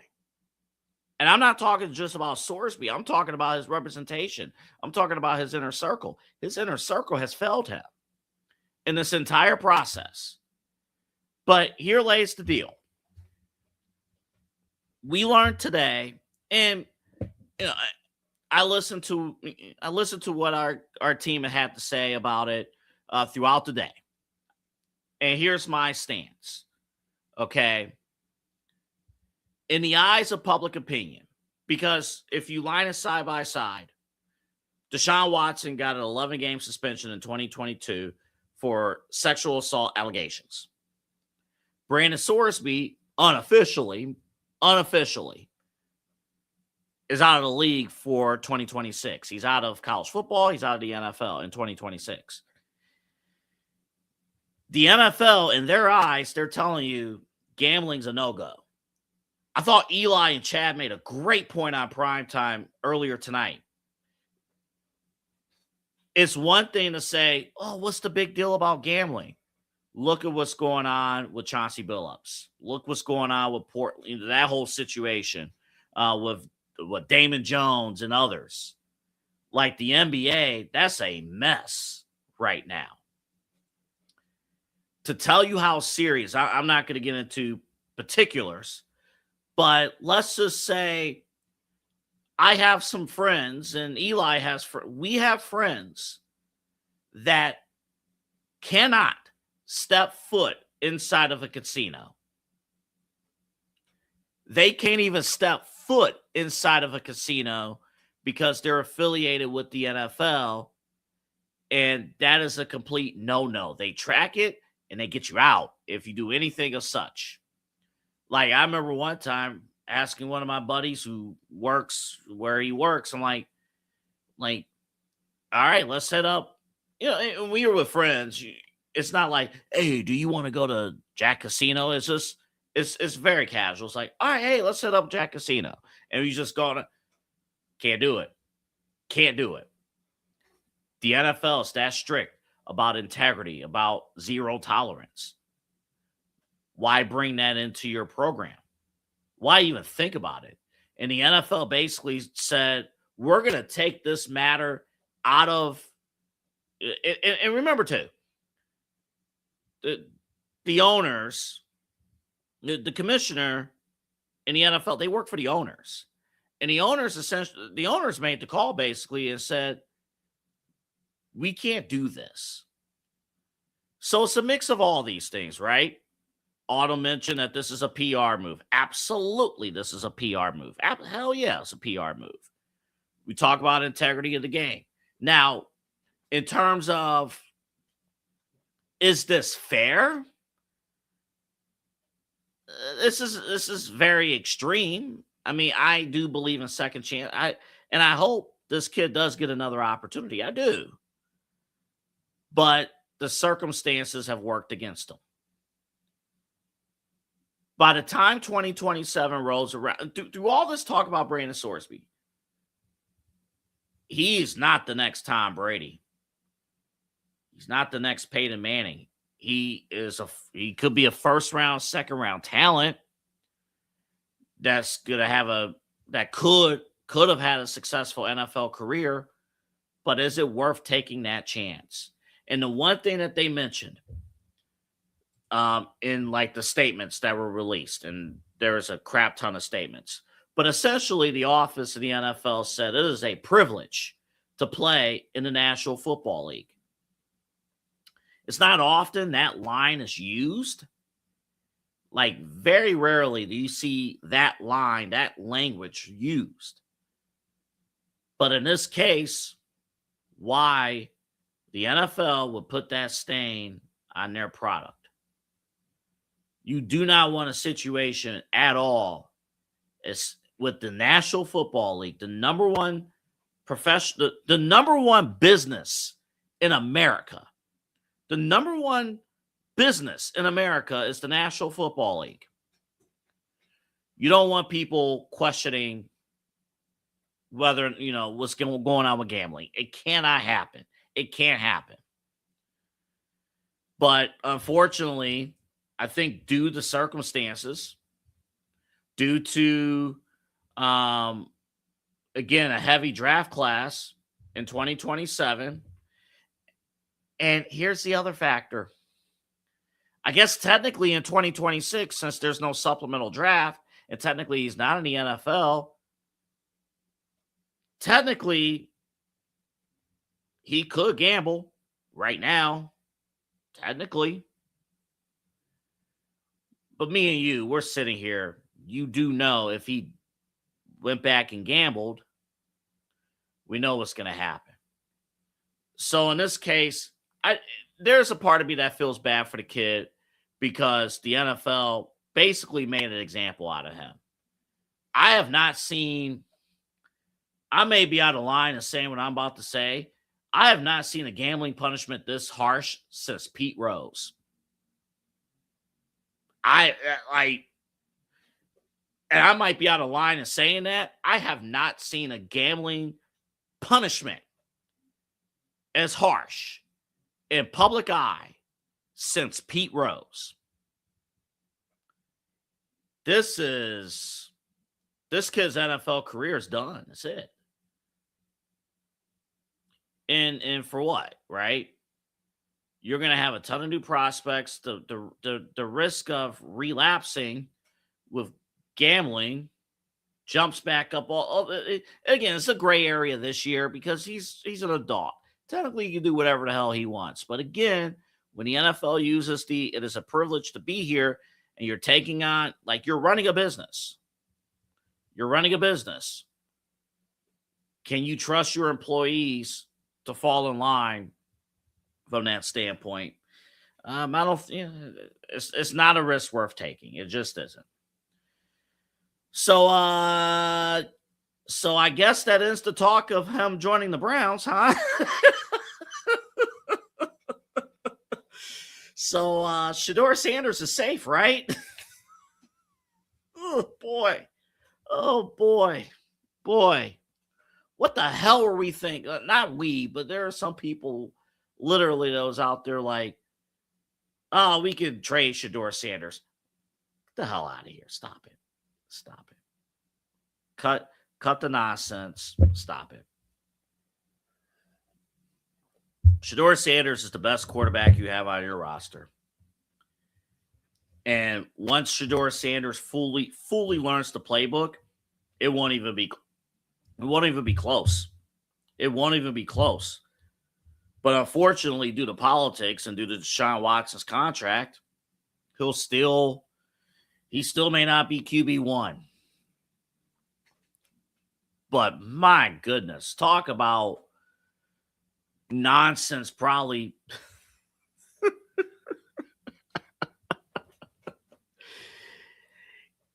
Mr. Eli Moon, we were, I'm convinced. The Cleveland Browns were going to draft Brandon Sorsby. Yeah. Yeah, it sure felt like a double A. Sure felt like it. I mean, we were literally freaking out about it yesterday because it just felt like such a reality. And, thankfully, it seems like Roger Goodell saved not only the Browns, but a lot of bad teams from basically setting themselves back, because there wasn't a lot of ways this was going to be successful. Him coming in right before training camp or during training camp, really, and having a few preseason games and just all the stuff around him right now. There's plenty of guys you could take a chance on in 27. And maybe these teams need to just look at where they're at. The Browns, you got Shador, you got Deshaun Watson. You got to make that decision. Arizona, are they going to bring Brissett, that big contract he's looking for? Or are they going to go to the Carson Beck route? You have all these different discussions. The Jets, Geno Smith redemption tour. And I believe Geno Smith is going to have a good year. I know he's dealing with some stuff right now. But, Roger Goodell saved a lot of these teams from themselves. And now they get to at least take a chance on Dante Moore, Arch Manning, Julian Sayin, some of these guys that stand out. Lenore Sellers, who went back to school, at South Carolina. So you got a lot of guys out there that stand out. And now the Browns and other teams, if it doesn't work out this year with the quarterback situations, can at least take a chance on a guy that doesn't have a lot of stuff already going on and is more of a talking point at times on this network than Love Island, which is definitely our strongest point right now. That's saying a lot. On this network, that's saying a lot. Yeah, I mean, we have talked about Brendan Sorsby earlier today on Unfiltered. Kyle Cornell spent some time on it. Chad and I talked about it. Autumn and I talked about it. Me and you, you and I are talking about it. So it's a very strong point, man. And it's like, okay, is it fair completely for what's going on? Maybe not. I guess you could say, it's never been done like this before. But sometimes precedents have to be set. And when it comes to gambling and the NFL, seeing what's going on with the NBA, like we talked about on Primetime earlier, and what they're seeing, already kind of go on in the NCAA with how the Big 12 and other schools are revolting against Texas Tech and Brendan Sorsby. They don't want to get involved with this mess. They've been very serious about things that affect the integrity of the game. I know Deflategate Tom Brady didn't get a whole season or anything like that, but if they suspend Tom Brady, the best player in the league at that time, and for most of his time in the league, but they suspend him, then they have no problem suspending a guy that hasn't made them any money, hasn't been on any commercial. Yeah, who's Sorsby? Who is Brandon Sorsby? Who cares? Right, exactly. Like a guy that has potential. There's a lot of guys that have potential. The Raiders thought DeMarcus Russell had potential. So, I mean, if we're talking about potential, there's a lot of guys. Anthony Richardson in Indianapolis still hasn't lived up to his potential. So it's like, yeah, man, I don't buy it. I'm going to be honest. Even though I'm rooting for this kid to be successful, and moving forward. I'm rooting for the kid to turn things around. Yeah. I'm kind of glad the NFL did this. That you need to prove a point. Gambling's the one thing. It's the one thing where you need to lay down the law and say this is not acceptable. And this is not a situation where this young man laid down one bet or two bets, 10 bets or anything like that. You're talking thousands and thousands of dollars on bets. You're talking to the point that Rizicki has brought up. That's in this angle hasn't been presented much in the news. You're talking about illegal betting, underage betting. Right. So again, and throughout this whole process, and I'm sorry that he surrounds himself, Sorsby, with people who don't know what the hell they're doing in terms of advisement. Yeah. But he should have, because one of the points that the NFL made was, yeah, we know the deadline was the 21st. And you technically went in and applied, I believe, on the 16th. But with all of your baggage, you should have applied for the NFL months ago. Right.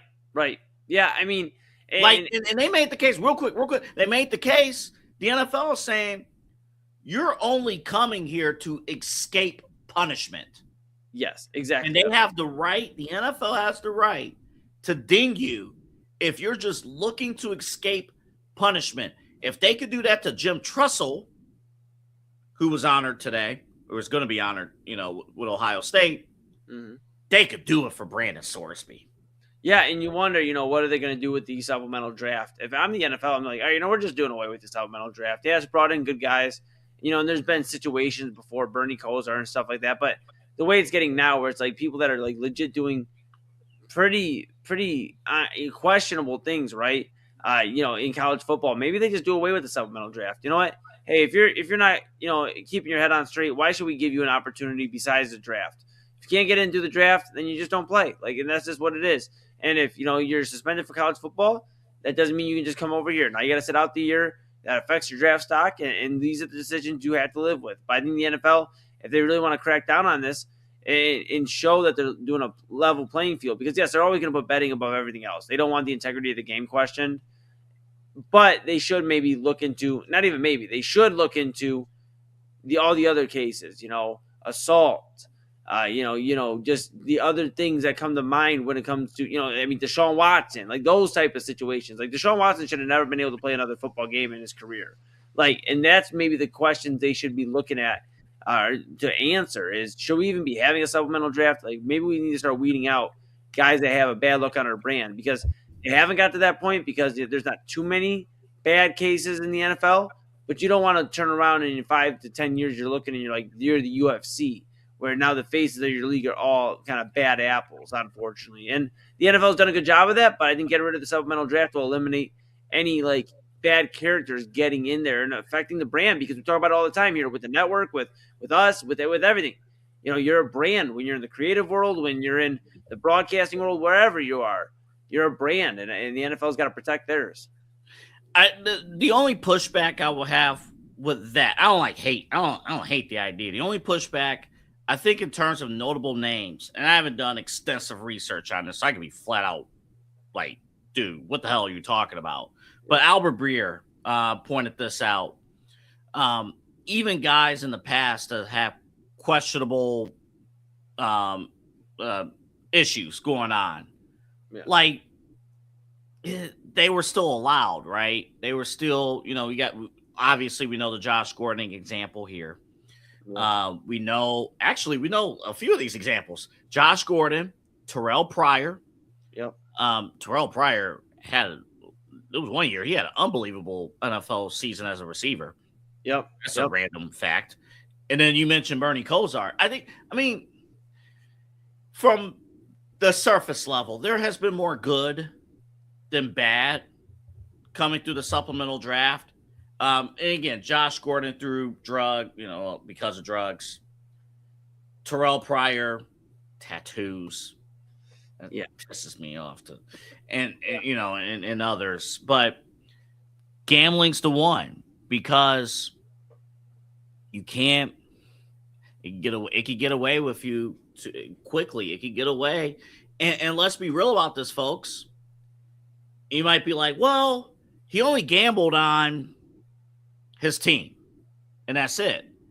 That's still a problem, because on game week, what you're running. You know your game plan.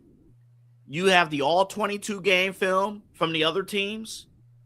And I'm not just talking about stuff you get on NFL Plus. You have the all 22.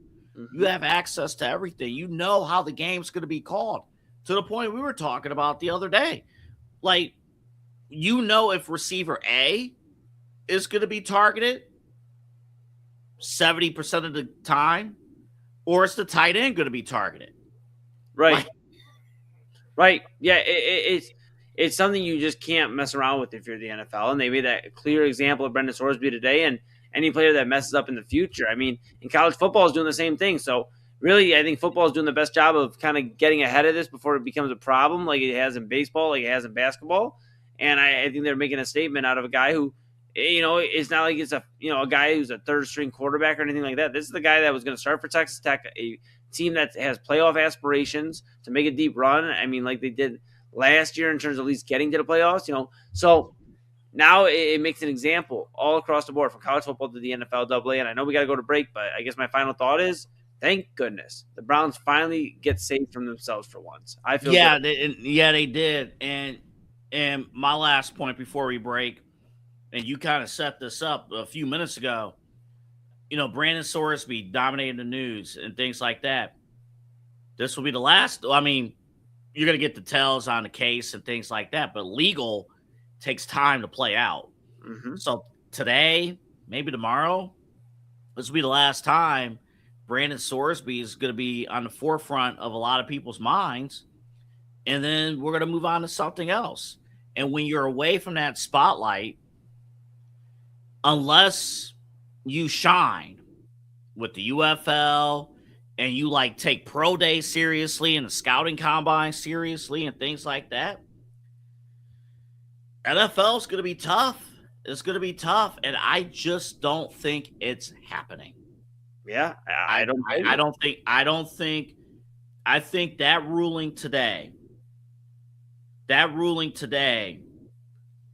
ended that kid's NFL career. I really believe that. Yeah, I mean, it's going to be interesting to follow, man. I mean, we'll keep an eye on it, but I mean, there's not too much pushback from me on that. I think if anything, he is going to be in the category of maybe we take a late round pick on you, but that's if we don't see talent elsewhere. But yeah. If you're hanging around in the 6th round, maybe. Who knows? Maybe. Who knows? Who knows? All right, coming up. The Cavs may draft. We have not talked about the NBA draft at all because there's nothing to talk about. The Cavs did make news. We'll give that to you coming up on the other side of this break. Was I a little bit too harsh on the championship odds with the Cavaliers following the big blockbuster trade with Giannis heading over to Milwaukee? And then also smash and pass. I will attempt to, I'm regretting this now, but I got to follow through. We teased it. I got peanut butter. I got honey bun. We're going to try to eat it. I'll give you, I'm dreading this. We'll be back. Fanatics isn't just our name, it's who we are. Loyal, passionate fans dedicated to our favorite teams and to the sports we love. That's why we're honored to be able to offer fans the world's largest collection of official sports apparel and sports jerseys from all leagues, teams, and players you love. We feature a wide selection of gear from every league, including the NFL, MLB, NBA, NHL, and NCAA merchandise, which allows us to serve fans of football, baseball, hockey, basketball, lacrosse, soccer, golf, and, well, everything else that gets your heart pumping. Go to fanatics.com by using the QR code on your screen right now to celebrate your teams.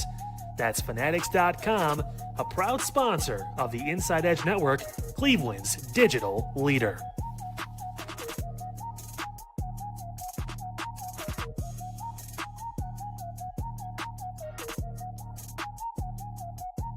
Small business owners are superheroes, but nowadays running your business means doing so inside your shop and on social media. That's why you should make Omega Video Marketing your sidekick. With a decade of content creation experience, I create dynamic, informative, and fun videos for your specific social needs that will increase brand awareness, get you more followers, and keep your social pages and websites current and fresh. I offer flexible pricing and turn times and will work with you to understand your brand and your story. All of that comes from the heart. My award-winning expertise is just the cherry on top. So let's get connected. After all, your brand is the alpha and my expertise is the omega. Discover our collection of handcrafted candles. That's right, every product is thoughtfully created in small batches free from harmful toxins for mindful everyday indulgence. Our candles are hand-poured in coconut soy wax with natural wood wicks, offering a long-lasting burn and rich fragrances.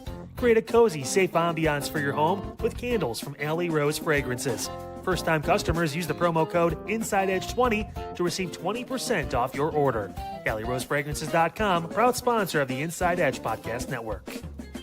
Mosser Moments Photography is a husband and wife wedding photography team based in Cleveland, owned and operated by Inside Edge Network's very own Ryan Mosser and his wife, Hallie. For the past 10 years, they've captured more than 100 weddings across Northeast Ohio and beyond, always working together as a true two-person team. Their style centers on authentic, emotional storytelling, documenting the real moments between two people in love and creating images that feel natural, comfortable, and true to the couple.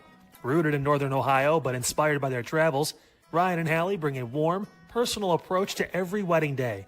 Their work blends experience, consistency, and a genuine passion for helping couples relive their best day through timeless photography. Learn more at MosserMomentsPhotography.com by using the QR code on your screen right now. MosserMomentsPhotography.com, a proud sponsor of the Inside Edge Network, Cleveland's digital leader.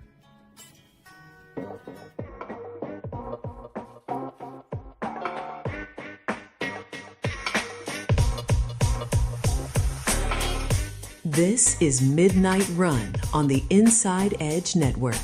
Here's your host, Anthony Alford.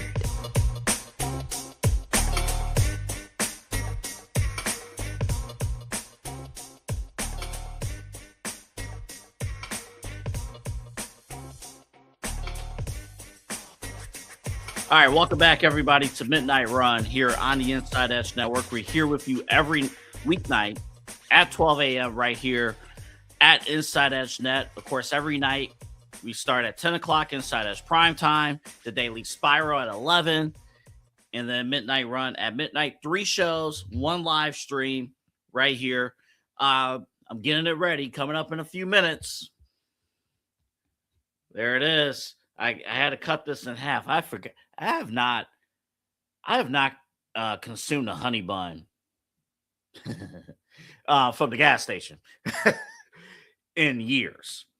It's been a minute. I forgot how big they. I'm not eating the whole thing. Okay, I like to go to bed, but I have this cut in half. We're gonna make a sandwich out of it, and coming up after we talk Cavs, I got the peanut butter here too. We're going to make this happen. Do I see Omar off the screen there? He doesn't need to come on, but do I see him? Is he present? Yeah, okay. Tell him to stick around because in a few minutes it's about to happen. This is part 1. Now, tomorrow, we're going to have midnight conversations, and I don't have a smoker, but I do have an air fryer, and we're going to try and attempt a bacon wrap honey bun tomorrow here on Midnight Run. So pray for me. Remember, always exercise, always work out, and you'll be good. I will definitely be working out tomorrow. Real quick, the Cavaliers, NBA draft news. They did nothing. Actually, they had pick number 29. They traded with the Kings back, so they did not make a selection tonight. Believe the plan is for them to make a selection in round 2 tomorrow. But again, we're standing by just to see here. That 29th pick went to the Sacramento Kings, and the Cavaliers are right now scheduled to pick at number 34. It's occurred to me too. I'll make this brief, and then I'll make it brief. NIL, in my opinion, has kind of destroyed my personal enjoyment for college basketball. Just because I don't know where these players play ball. Like, I don't want to go boom or anything like that. I'm only 34 years old, but even I'm old enough to remember when players stayed on a team for longer than a year. So I knew players and where they played, and like I could build name recognition. Like, I watch with college basketball, I might see like 3 of their games before the NCAA tournament, and then that's it.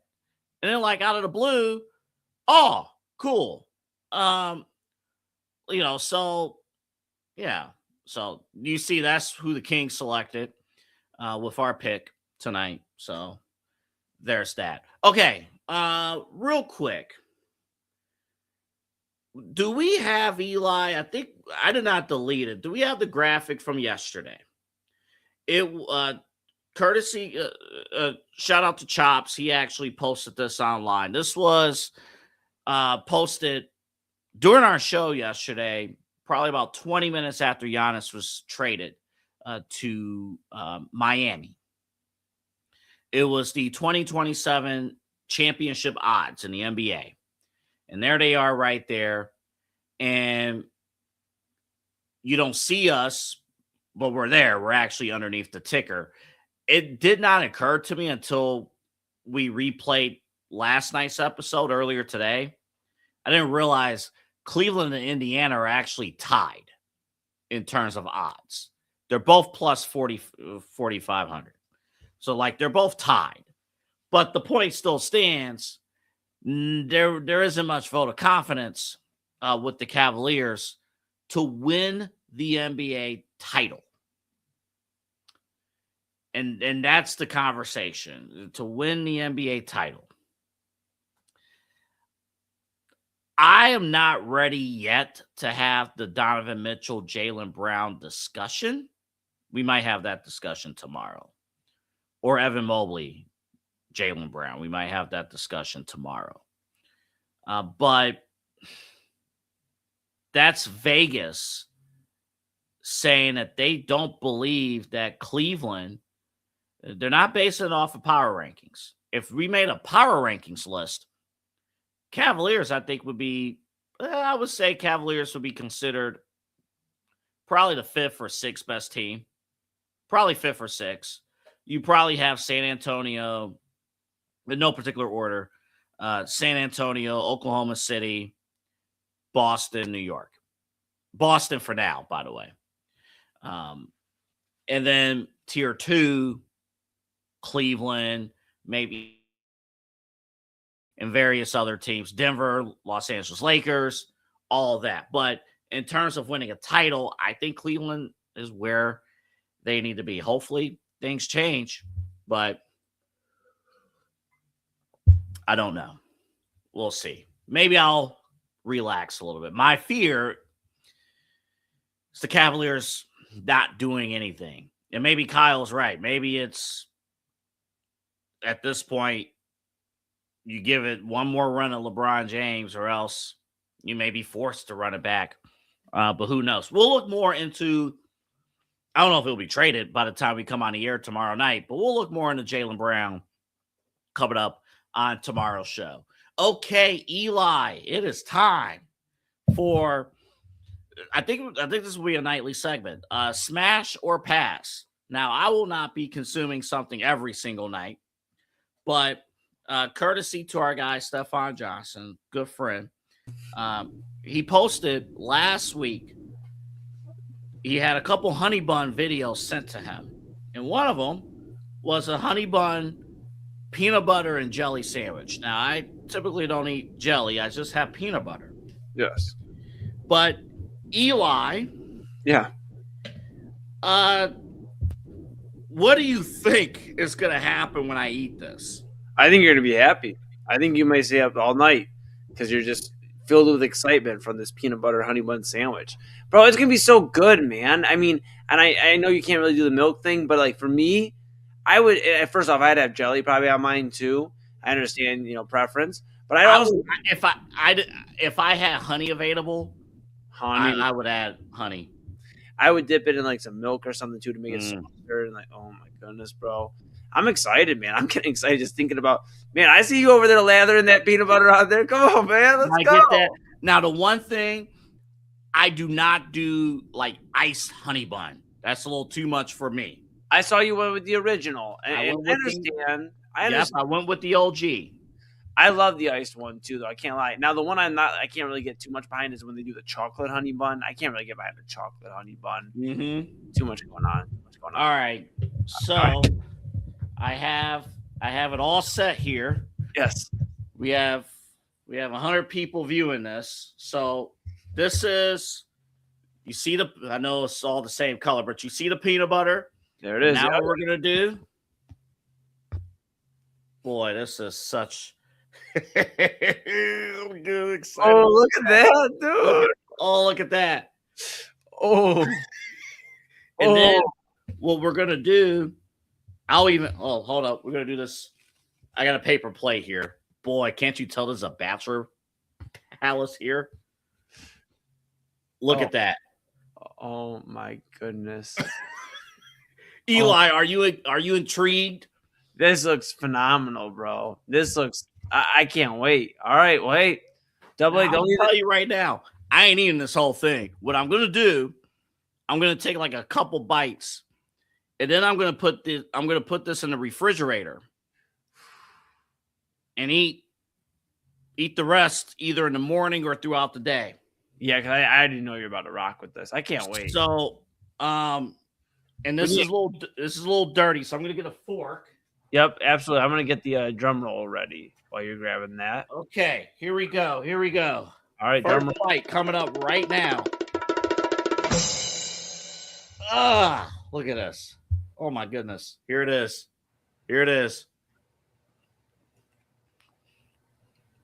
Oh wow. Oh wow. Oh my goodness. Double A. Oh man. Smash or pass, Double A. Hold up. Okay. You could definitely tell that's a gas station honey bun. Yeah. Okay. Quality's not all the way there. But let's see. Let's get one more here. All right. Let's see. Get a little bit of the frost in the peanut butter. Oh yeah, that was a bite full of flavor right there. Okay. Okay. Hold on. One more bite. Hold on. All right, one more bite. One more. Yep. Everybody knows the rules. One bite. I'm sorry. I had to... Be careful, get sued. Network shut down. What happened? Dave Pointoy. Sorry. Yeah. Okay. All right, here we go. One more. Yeah, this is diabetes right here, folks. Dude, it looks so good though, man. Like It's now you understand why I was saying the peanut butter and jelly over the bacon. I mean, we'll see the bacon one tomorrow, but that's what I'm saying. It's like it's not too heavy, not too greasy. It's just good. all right. So here's the thing. I was smashed, but I don't know if you could taste the peanut butter that much. Well, you might Let me do this. I'm going to add a little bit more. So I took off the top. Okay. So I'm just going to eat it with this. All right, let's see what's going on here. Probably a little bit more peanut butter there for sure. Yeah. Honestly, this is probably the way to eat it. Like an open-ended sandwich. Open-ended. Yeah. This is the way to eat it. Yeah, open, yeah. All yeah. right. So I would not make this a sandwich. Yeah. Just take one honey bun and spread it with peanut butter goodness. Okay. And you just smash. And I'm eating it with a fork because they're honey buns. It's sticky. Yeah. And I have technology here. I can't get this sticky. Absolutely. No, Double A. Hey, man. That's a pretty good start, bud. I'll tell you this. I think that's going to trump the bacon wrapped one. We'll see, though. We'll see. I don't know. That's going to be a wild card. We're going to try that live. We're going to try it. We're going to try it on Midnight Conversations tomorrow. Oh, man. Omar's excited, man. Omar was like, man, is Double A really about to try the bacon? I was like, not tonight. Not the bacon wrapped one tonight. He's like, all right, I'll wait till he's done, but I'm trying that too. So it's becoming tomorrow night. We're trying it. Tomorrow night. Okay. I'll fire it up during like the second segment. My only concern, all right, we'll give some unofficial plugs here for a second. Yep. I usually get my bacon from Aldi's. I love Aldi's bacon. I just do. But I typically don't put it in the air fryer. I tried it once, and just by itself, it got stuck to my air fryer. I don't think that's going to be the case with a honey bun, but I need to do a little bit of research and see how long I need it in the air fryer. I might be able to get away. If I had a guess, I could probably have it in the air fryer for like 6 minutes. Yeah, or maybe the oven. Maybe you wrap it and put it in the oven on a pan. I mean, could. It's gonna take a little bit longer, but I mean, it may come out a little bit better too. I could. We'll do the air fryer. We'll do the air fryer. Yeah. We'll do the air fryer. You're right. There's no more important product in these studios besides the technology than the air fryer. You're dang right. So I'm going to do this. This is what I have left. Okay. Yeah. Let me get a good view there. Look at that. You can see the peanut butter spread too. Oh boy, it's tempting to eat this right now. It's tempting. Well, hey, you got. Look, I'm in the morning show studio. I think I clicked one button and I changed it to the World Cup minute behind me. So we got a nice plug for the morning show. They got the TV ready to eat a bacon wrapped honey bun and peanut butter honey bun sandwich. But just a nice reminder that in the morning at 10 a.m. here on the Inside Edge Network, you can hear. I won't be sitting here. Omar will be sitting here doing the World Cup minute. He's been doing a great job. But Double A, you got the TV going like, dang, man, I'm having a moment. I'm getting the hot sweats. I know. By the way, where are you producing the morning show from tomorrow? Here. Probably here. Okay. Yeah, we have multiple laptops. I will be producing off screen. But I'll be here, then back for Unfiltered. Busy day tomorrow. Busy day. And we had a busy day today. You know what? I just thought about this. What's going on? I could do almond milk. See, and then you dip it. Oh, bro. Dip it. Oh, bro. I honestly think what this is missing, because it is a bit dry. It's dry. Yep. So, yeah, you need milk. Yeah, because I think that amplifies the peanut butter. It does. Yep. You need milk. You get milk with this bad boy, it's over. Oh. Now, my advice, if you want health advice, the hell you want health advice is 1 o'clock in the morning, but you deserve health advice. Number one, if you go to try this, try it once and then don't do it again for a year. Okay. If you're going to do this, I would say have it open-ended, unless I'm going to put this in the refrigerator and try this half out in the morning. Yep. And the third thing, if you don't eat this with jelly, milk. Dip it. I think even with the jelly. Okay. I think that would just amplify everything. And the glaze from like the honey bun, like oh brother. Mm-hmm. Oh, it's time to get out of here. I'll eat all night right now. That's how I'm feeling.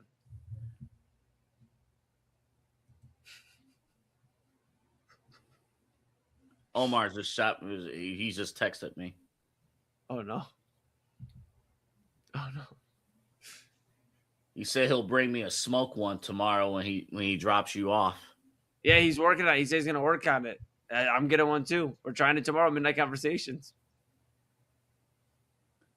I'm so excited for tomorrow. We'll see you tomorrow. I can't wait.